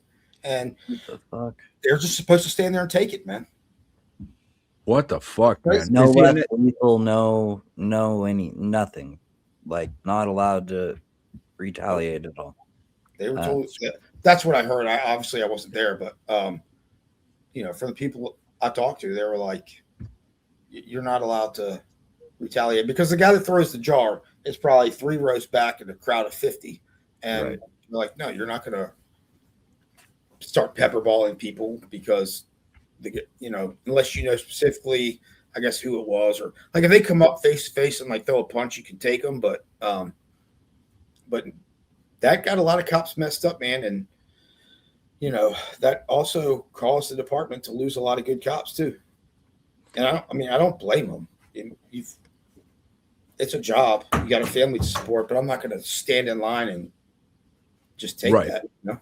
Yeah, I mean, it's you shouldn't have to. I think we got to keep it old school, Trev. I know we've talked about it before. I think I always wanted to load giant jars full of wasps and bees and just launch them into one of these radicalized crowds.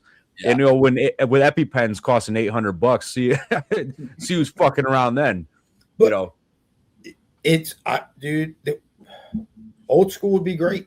People, I don't know if it's fear or respect for the police, but they used to have one or the other, and today they have neither. They don't fear you, and they don't respect you. And old school would be great, man. But you know, then on just you know, playing devil's advocate, you give some of these cops too much of the old school way. They're just going to go overboard on it, and then it's just going to set you back even further, you know? So it's really no great answer to it. So what was going back to the addiction stuff, like what was your process? Like, when did you finally determine, like, you need to get this shit under control? So 2018, I've got 2 little sisters. My one little sister that's closer in my age, she's 2 years younger than me, but she was kind of like my party buddy. She'd get along great with. She needs to watch this show. But she married a guy from the Lebanese church in Richmond, that Lebanese Catholic church that we went to, and he still had family in Lebanon. So in 2018, I was overseas, and she was like, "Hey, why don't you take a week off and come party with me in Beirut, because, you know, we're going to be there for a month." They used to go like for a month over the summer or whatever before it got really bad over there. I was like, that is a fabulous idea. So I took a week off, flew to Beirut, and I don't remember any of it, man. I don't remember it. I was blackout the whole time. Somehow I have no idea how I didn't get arrested. I don't remember this, but they say I was arguing with a dude in a Beirut pharmacy, I guess I was trying to get pills. And getting arrested in Beirut probably wouldn't have been the best thing to do. Sure. But I drank the whole entire time, man. And the second to last day, we went up to this like Catholic shrine of this Saint Charbel, who was the first Catholic saint of Lebanon. And I remember like I lost all my spirituality throughout my first 15 years of police work, and dude, I remember like I remember saying I want to stop feeling like this, blah blah blah. If you're real, like I want to stop feeling like this. That's all. I think that's really all I said, and so after a week with her, I flew back to what I was doing, and then I ended up coming home like 5 days later. And when I walked in the house, my wife was super nice to me, which was odd because I was a drunk piece of shit asshole most of the time. And so I knew something was the detective in me said, this isn't matching up. Something's wrong here. But I went to bed and woke up the next day, man. And then just like you see on TV, my parents showed up from Richmond, my in-laws, the whole family kind of got together and did the intervention thing that you see on TV. And, everybody said what they had to say. And my wife said what she had to say, and that's all that really mattered. I was like, even my parents, I'm like, I think I was like, what was that? I was like 38 or something. I was like, I'm 38. You're in my house. You're a grown ass man. Yeah. Yeah. You're not going to like, that's not working with me. But, she said what she had to say, and that was off. Like it was crushing.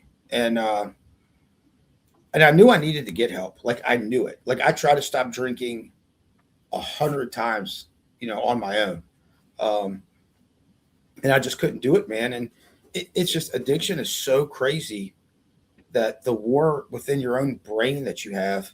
I remember driving home from the DC FBI office, and it's about an hour drive. And, I'm in the car. I'm like, I'm not going to stop at the liquor store. I'm not going to stop at the liquor store. And I would pass the liquor store on my way home. And then next thing I know, I'm past my house at the next liquor store with a bottle in my hand, wondering how the fuck, like it just that I would lose to that. I would lose that battle every single day, man. But I knew I had to stop. I remember arguing with myself in the mirror, like how pathetic and weak are you that you can't stop this shit? But a lot of it for me was ego because I work in I'm a police officer assigned to the FBI. I've got a top secret TS SCI clearance. I'm the only one in my department that has this position. I answer to the biggest people in the police department. So how do I pick up the phone and tell them that I'm fucked up? You know what I mean? Like I couldn't do it. I couldn't bring myself to do it. So after my wife said what she had to say, and it was basically, she was like, you're going to rehab tomorrow or get out and you're not going to see, me or the kids. And that was the push I needed, dude. I'm not going to lose my family over this shit. So I called one of the big bosses at work and I texted him. I said, hey, can you give me a call? And it was a Sunday. I remember he texted me back. He goes, well, I'm on vacation with my family. Is it important? I said, yes, sir, it's important. So he called me back and, I told him, I said, sir, I got an alcohol problem and I need to get some help. And he asked me, he goes, well, how's this going to affect your clearance? I said, sir, I don't give a shit how it affects my clearance. I need some help. And he told me to call this other person right below him. And this guy was new to our department. He came from a very large inner city department. He's a big dude. He was just intimidating. You know what I mean? So I was like, this conversation is going to go a lot worse. I thought he was going to just rip my head off. And I called him and he was cool as shit, man. He talked to me for about an hour and he told me, he said, Keith, your priorities are all fucked up. He goes, the Navy Yard medal, the this, the that. He goes, it means nothing. He said, the day you retire, the FBI is not going to give a shit who you were. They're going to replace you with somebody else. The day you leave the the day you leave the police department, they're really not going to care who you are. They're just going to replace you with somebody else. He goes, you got to put your family first. And it was finally like, I put my job above my family for my whole career, really. Especially like when I was in the FBI and I thought I was super important and, the country couldn't survive without Keith Shibley, which is a fucking joke. But, I remember my phone ringing on Thanksgiving dinner. I was sitting down eating dinner. My phone rang. Did I really have to go to this? Probably not. But I was so important. I was like, sorry, family, I have to go. And, I took off. But so, he was right that my priorities were messed up. So I talked to him for a little while longer. Then I called my FBI boss, Jen, and Jen was amazing. All she said was, thank you for having the courage to make this phone call, and your job will be here when you get back. And I'm like, yeah, right. Because I thought I was done. I thought my career was over. I mean, based on my personal experience, cops with substance abuse problems, it's a termination, but on the flip side of that, I've never known a cop that asked for help before he got in trouble. Usually it comes after the DUI accident or after the bar fight or after the domestic or something like that. So I thought my career was done, but at this point, I'm still not going to lose my family over it. So, I called some rehabs and they're like, yeah, you got to go to a medical detox. We're not taking you until you go to a medical detox. And I didn't know how any of this shit works, right? Yeah, alcohol can kill you. Yeah. Like, easily. So I finally call and all the detoxes were full. They're like, we can take you in 3 days. We can take you in 5 days. We can take you. I'm like, I have to go right now. Like, if I don't go right now, I'm probably not going to go because I'm going to get loaded. And then who knows what's going to happen. So after some phone calls, this place called me back from Maryland. And they said, hey, we don't have a bed, but we have a sister detox in New Jersey.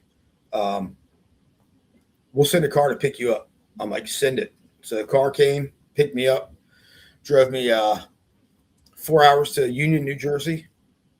And I was scared shitless, man. I was more scared there than going into the Navy Yard. It's just the unknown, man. That's, some of my fears were, first of all, like for me, substance abuse was a relationship. How am I going to survive without this other half of me type stuff? And the other one was like, I've done cases in New Jersey. Am I going to roll up in here and see people that, I've put in jail? And I was definitely not in any kind of physical condition at that point to be defending myself at all. Hell yeah, especially kicking alcohol. Yeah. What could you describe like your biggest challenge that you faced during your inpatient rehabilitation? Sure. So yeah, after detox, I went to inpatient. My biggest challenge was actually just opening up because the way I was kind of raised was men don't show emotion. Emotion is weakness. So how was I going to do that? Plus, I didn't know about these places that there are certain detox centers and rehabs now that they're just for military and first responders. But I went to a general one because I didn't know about any of this stuff. So my biggest challenge was I was in a house with 11 other dudes, and half of them were fuck the police. So I'm sure as hell not going to talk about police shit. You know what I mean? Like, right. I honestly, my brain went to undercover mode, man. Just use one of just do that. And so I think that was my biggest challenge. But the breakthrough came with the individual therapy.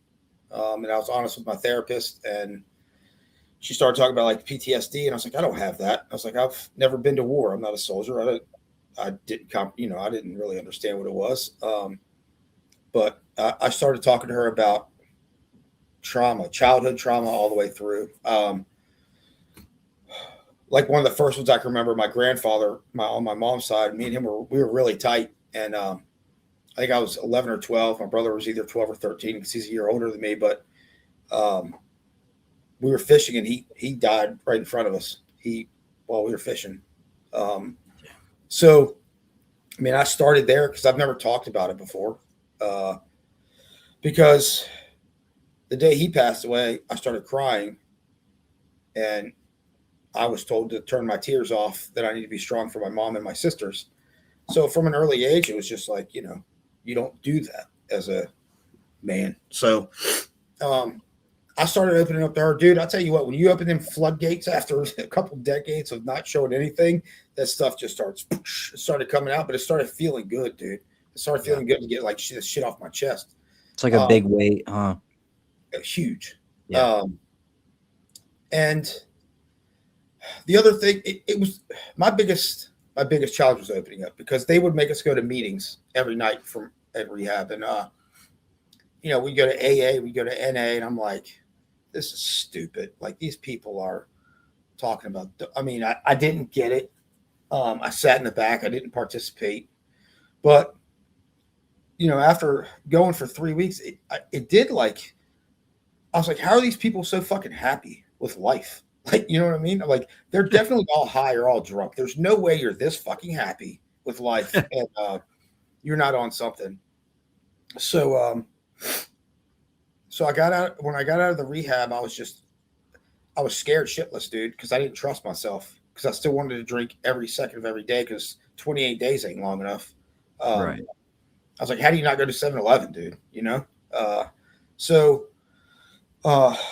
My therapist was like, just go to one of those meetings that you're complaining about. And I'm like, yeah, I'm not doing that. So I went home, spent some time with the family. And then, I was just pacing. I didn't know what to do. I'm pacing. And my wife's like, just go to one of those meetings. And I'm like, these meetings are so stupid. But I didn't know what to do. So I went to one. And I came home after the meeting. I still didn't talk to anybody. I still sat in the back, got in my car right afterwards and left.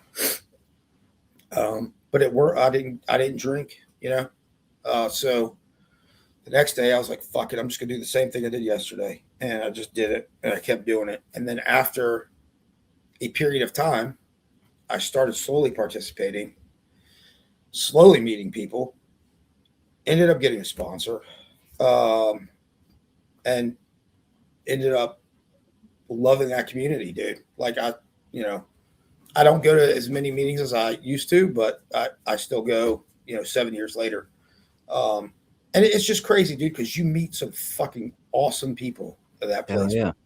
Like, that I would have never met ever in my life if this didn't happen to me. If you would have told me that my sponsor, he knows more about me than my wife. I've told him every deep, dark. It came in stages, I was like, you got to vet him, right?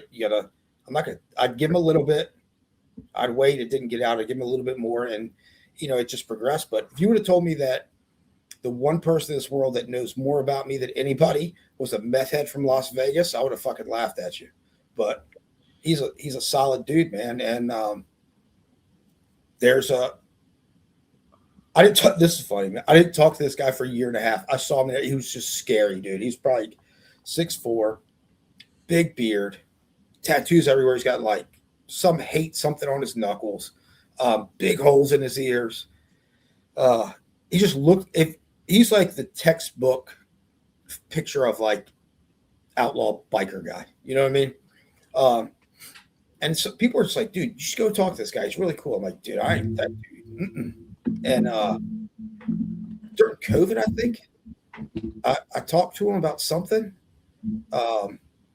He's like one of my best friends now, man. We do jujitsu together. He's just a solid, awesome dude. So, in hindsight, like having to go through that, the worst thing in my life has really been the biggest blessing, man, because I've met some fucking great people. And my life's just all around better. But the biggest part, I guess, for me and probably for most men is just opening up about your bullshit, because for sure I don't want to do it. I think that's more of a societal construct. Like men are just like, we're kind of bred that way or designed that way, by society, to shut the fuck up and deal with it. You have it, and where those sayings like our sister Roma is always saying, it's always be a man, man up. It's you don't talk about it. The hell, my wife, Trev will tell you, she'll yell at me, but if I'm feeling like shit or I'm hurt, I won't play, like I won't let you know about it. I'm just gonna handle the business because that's what's required. I could be, even when a year ago I sat with Jason Dude, I lost full function of my arm due to a car wreck. Like I could not move. Like it was so, I was in so much pain. Like I can move it, but every time I move, so I lashed it up with fucking biofreeze and icy hot and everything else, toughed through it for about an hour, and then went to the emergency room shortly after because I just couldn't do it. But those are those situations, like, even, but when it's so important, I think, in men's mental health, that, it's great that, you're out there advocating that, therapy is a solution. I was dead set against it. My therapist back in the day, they were just feeding me Xanax rather than helping me. And I think it's designed around subduing the problem rather than really finding it in you. I go to therapy all the time. And you deal with that shit. I mean, I've told my therapist things that I've never said to anybody. Maybe the only other person I've ever talked about serious shit is Trev.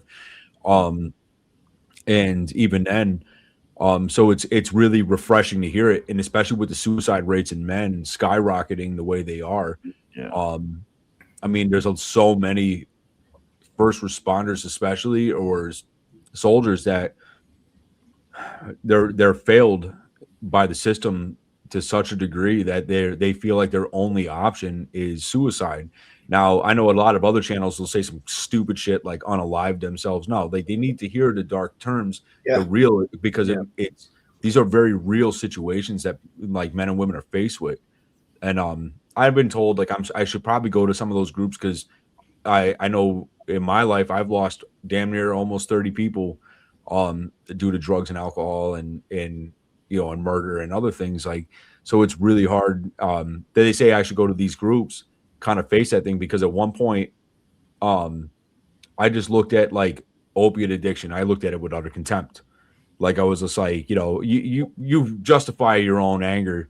I was mad. The fact I found out now, I see it, I'm more mad that they're not here than anything else. But I have a lot of respect for the stuff that you put out there, owning your situation. And the thing is like, you're still back on the street, like, doing, going to work, which is, has that been like,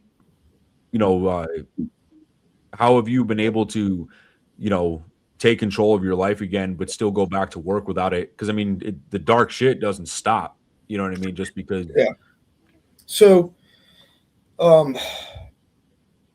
just touch on the suicide thing real quick, though. It's crazy because, the past, I think, 10 years easily, more cops have killed themselves than dying in the line of duty. Damn. Gunshot, car wreck, anything. The suicides have outnumbered line of duty deaths, I think, for the past 10 years, which is awful. But, yeah, man, it's the bad stuff doesn't stop. I saw one of the most horrific things in my 23 years was that I was at the plane crash, the plane helicopter crash at Reagan. Oh, fuck. Yeah, that was a bad one. So, I mean, I remember I just got home. My cousin texted me because he works at the Pentagon. He said, "Hey, are you at Reagan today?" So I work a K9 dog now, a bomb sniffing dog. So we rotate, like, at both airports. He goes, "You at Reagan today?" I said, "No, man." I said, "I'm home." He just texts back, "Good." I'm like, "That's weird." So then my mom texts me, "Hey, are you at Reagan today?" I'm like, "What the fuck is going on at Reagan?" Something's good. Something's off. Yeah. So I pull up my phone or whatever, and the news just starts coming out. So it's just, I'm on our peer support team too. Well, that's something we talk about. We completely, after my situation, revamped our peer support team. I ran upstairs and got dressed, left my dog at home, and I said, told the wife what I had to go. And so I get out there pretty quick, and I call the guy that leads our peer team, and I said, "Hey, sir, how many peer team members you got coming out? Because this is going to be bad." And he goes, "Well, right now it's just me and you." And I'm like, "Okay." He said, "Meet me here," because I said, "Well, why are we going there?" He goes, "Well, that's where the unified command's going to be." And we're tight with our fire guys because it's a small department, small fire guys. We run, medical calls with them too. So you get to know your fire guys pretty well. I said, where are the fire guys bringing the bodies at? And they said, we're going to be on the North Pier, or they're going to be on the North Pier. I said, I'll be at the North Pier if you need me. And I drove right to the North Pier, man. And, you know, you can kind of mentally prepare yourself for bad shit, you know, if you kind of know what's going on. But, man, we did not anticipate, like, the amount of children that were going to be on that plane, because there was a junior Olympic ice skating team. And it was bad. I mean, it was awful. Especially, you know, there were people, and then there was sections of people, you know, people weren't completely intact. So, it was really bad, dude. And, you know, the fire guys had it worse because they were the ones out there, you know, bringing them up to the shore and everything. But so back to like men and like, you know, not showing emotion. There's a time and a place for everything, right? So like, it's really weird. At work, when that stuff's going on, you're in work mode, dude. Your brain just, it's work. All right, we got to do this. We got to log, you know, try to ID the people, log them in, do this, the perimeter, all that stuff. So you're kind of in work mode. So it really doesn't hit you till later, because you don't want somebody just dropping down the fetal position at work when they're trying to do some shit. Right. So, man, for me, it was a couple days because I think I worked 15, 16-hour days in a row on that. Well, I do my regular job, then I'd go do peer support stuff there because, you know, for weeks they're bringing stuff in and out and stuff like that. But I remember I went home one day, I was in the basement, and, you know, I'm looking at Instagram or Facebook or whatever, and you start seeing the stories of like some of the kids that were on the ice skating team. And then you start remember seeing, you know, that person here. But so it started making it, when you start reading about a certain person, it brings history to it or whatever. It kind of brings it to life a little more. And yeah, man, I have the tools now to not be afraid to call the therapist. You know, we have post-critical incident debriefs now, which we never had back then, where anybody involved in a critical incident, we bring the fire guys in, the dispatchers in, the cops in. We have a therapist there. We have our peer support there. And it's a controlled but proper decompression, I guess you could say.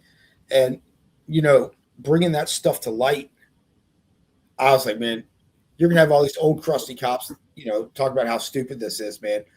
After the first few we had for different instances, man, the people that talked the most were the people you didn't think would. And everybody afterwards were like, dude, we've needed this for 20 years, man. So even though you're going to see nasty stuff still, it's just having the tools to be able to kind of express your feelings, get it out, dude. And if I got to cry in my basement, I'll cry in my basement. I don't give a shit. For sure. Now, I mean, you know, in my area, I mean, I've told you when we've talked a couple of times, like, you know, there's a lot of officers out here that, one, have a lot of respect for you. For one, they just see it as one of their own being accommodated. But a lot of these guys, they were there for Sandy Hook, you know, and one of them, Trev, kind of briefly met him. He didn't really talk about it, but one of the guys you met up at the Tap and Barrel, he was one of the first guys on scene. Brutal shit. And so, you know, and I mean, it's sad, but that's the reality of that life. You know, he's up there. He's probably there now. Like, he's there every night, you know, and he never had that problem until that happened. Yeah. So, well, so it's weird, man, because that's what I said I didn't have a problem till the Navy Yard, but, you know, looking back at it, especially if you've been a cop for a while, it's just, you can only shove so much shit in a bucket until it starts overflowing. And every little thing, whether, you know, it kept you up at night or not, it just starts adding a little bit to the bucket. But I can't imagine. I mean, that is the worst nightmare I could ever have, is is like a Sandy. And I pray they did some stuff for those guys as far as like debriefs, therapeutic stuff. Yeah. I mean, there's no way you can go through that and that not affect you. There's no way. So I really hope that those guys did something to help themselves. And if they need to, you can give them my phone number, bro. I mean, I'll set it up. That's I know. I can't. I know you told me that you knew someone that was there, but I can't imagine. The Navy Yard was bad, but it's just kids are just a whole new ball game, man. 100%. You know what? And that's what always bothers me more. Like, listen, I've seen enough gangland violence. I've seen, I'm dialed in on the terrorism videos, and I mean that violence over time. You watch it. I've read serial killer case files. I've seen the forensic reports from the investigations, the full nine. What bothers me more than anything are anything that involves kids, but I expect crazy behavior from gangbangers. I expect this from military, open conflicts in war, or violence between cops and criminals. You know what I mean? I expect it. But when somebody goes off the rails and just kills their family, and there's little kids involved, or there was an infamous case in my area, another one. A guy drugged his kids and brutally beat his wife to death with a baseball bat. And those are the individuals I think that scare me the most. Like, because, we all carry different types of trauma, especially in this community. And not understanding what was the fucking linchpin that sends somebody over the edge. And these are like sometimes, and it's not like, sometimes it's just a fucking banker or, a dental hygienist. Or there's no way to pinpoint what walk of life they're going to come from. They just go fucking crazy someday. And that's the shit that scares me the most. That's something I've learned in recovery too, man. When I really learned that that addiction doesn't discriminate, I was meeting federal judges and businessmen and every walk of life in that. But it's the same with people going off the rails, dude. You never know who it is or when it's going to happen, and that's the real scary part, man. Like when we were doing when I was selling that AK to the neo-Nazi guy, I remember my partner and I we were talking to the federal prosecutor before we arrested him, and he rolled his eyes. He goes, "Seriously, the racial holy war?" I'm like, "Yeah, dude. It sounds absolutely ridiculous, but this guy could be watching a fucking episode of The Simpsons and be like, that's the sign,' and go out and start friggin', shooting people." Yeah. So you never know what's gonna set those people off. That's why, you just try to handle it the best way you can. But yeah, man, I know this whole the whole gun, the whole how easy it is to get guns in certain places, but like the Navy Yard guy, Aaron Alexis, he had a shotgun. That's what he used. Most of those deceased were point blank to the head, which was Jesus Christ, crazy, that's fucking brutal. Yeah. I like to see a woman in her 50s sitting at her desk in like a blue dress and then missing it. It was that was messed up. But I don't know, man. I think everybody should be able to own a gun, right? But there should be some kind of vetting process on it, because this dude went to a gun shop and tried to get an AR, and their store policy was a 3-day wait or something. Yeah. And so he goes, "Okay, well, what kind of gun can I get and take home today?" They said, "The only thing you can really get and take home today is a shotgun." He's like, "I'll take one." Why would you sell him that, dude? The dude's coming in to try to buy a rifle, but settles for a shotgun. Like, that should have set off an alarm in this fucking guy's head. Oh yeah, 100%. But I don't know, bro. It's like, I think, I love this. I love the stuff you're doing now. I love seeing you out there. Been on a lot of big shows, Kevin Donald, the Suffering Podcast, Kevin Donaldson. You've been Ian Bick. I know we were supposed to go get some dinner. From what I've learned the other day, somebody had way too much fucking Swedish fish in chocolate. Yeah. I had a I'll tell you about it offline. I had a family issue I had to deal with too. So, yeah. But I appreciate it, man. I mean, it's I didn't know how I was going to deal with it because I was embarrassed, coming back. But I've never really given a shit what people think about me. I mean, either you're going to talk shit or you're not. So I decided to rip the Band-Aid off and just come out and say it. And in doing so, have found that it wasn't me. I'm not just a broken cop. There are a lot of cops like me. So, be part of the solution, man. And I just started speaking out about it and helping, and my phone rings constantly. And I don't know, man, there's a lot of guys out there needs help, and I enjoy helping the people that want it. You know what I mean? Hell yeah.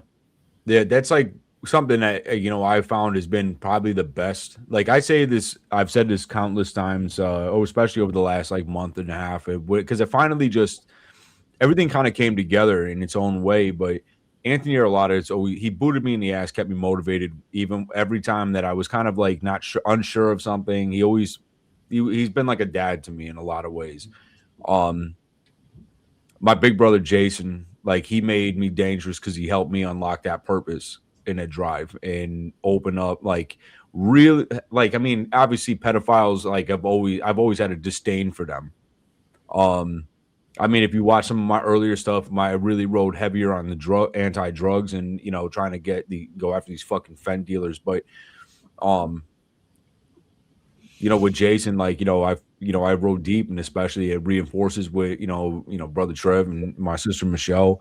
The wood chipper tribe has always rode it for us, like, the One Life family, Roma's Army, they're all like, and I feel like, you're on the verge of building that platform as well. Like, and I think we have to become like a force of nature to be able to target, like, go after these issues. Some of us are more versed in certain situations, and I think together, both with what you're building, what we're building, I think that we can really conquer a lot of problems and help a lot of people along the way. So I don't ever want to see you stop doing what you're doing. Because I like I told you the other day, I'm confident, bro. Like I'm 100% confident in your capability, that you will be one of the next titans that are out there advocating. So you have, so much more to offer beyond like, your time in law enforcement, like, the work in the wars that we all fight, bro. Like they don't stop. You know what I mean? Yeah. That, I mean, I appreciate you saying that. It's, I haven't done that many podcasts, and this is definitely not my comfort zone. So, when my main man Loomis asked me if I wanted to, I did his show, and he's like, "Hey, you just want to start doing something together?" It's really uncomfortable. It's still kind of uncomfortable for me, man. I mean, I'm trying, but it's if it reaches one person, it's worth it. But I always thought that my main goal and my calling in life was cop work, and it's not. It's like I had to go through all that shit for a purpose, and if this is the purpose, then it's where my passion is. Helping people is where my passion is now, man. I still like being a cop. I still enjoy it, but like true inside passion for me now is like battling mental health and substance abuse stuff.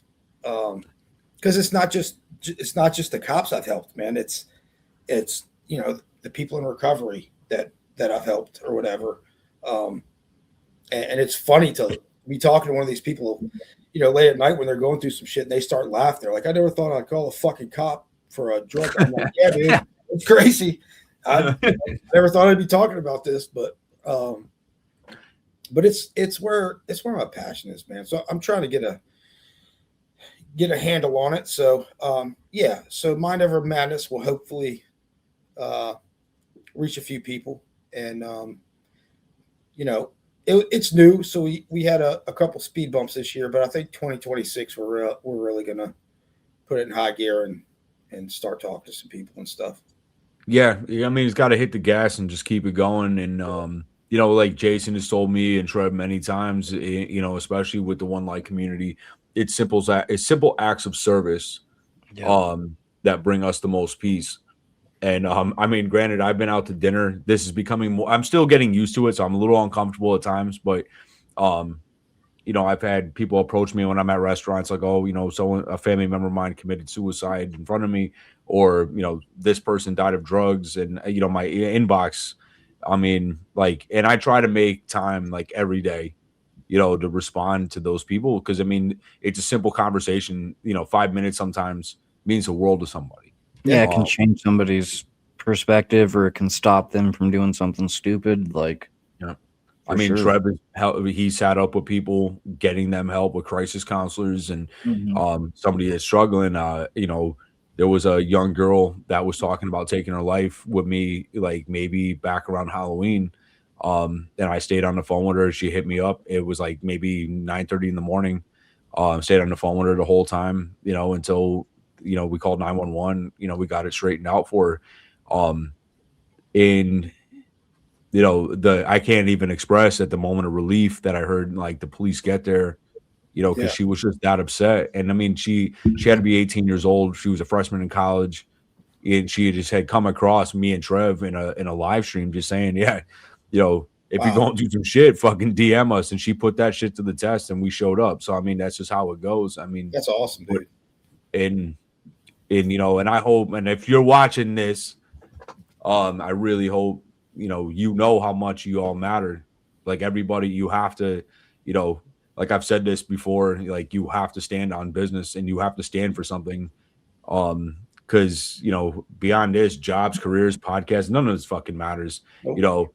But selling your soul, there's no amount of money. I've turned down $100,000 that people want to invest in this. I don't give a fuck, because I'm not going to get bought and then have some fucking piece of shit try to turn my narrative into what they want.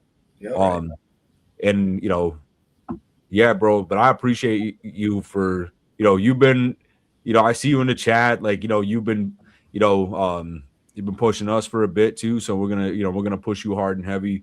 We'll have all of your links down below. And dude, I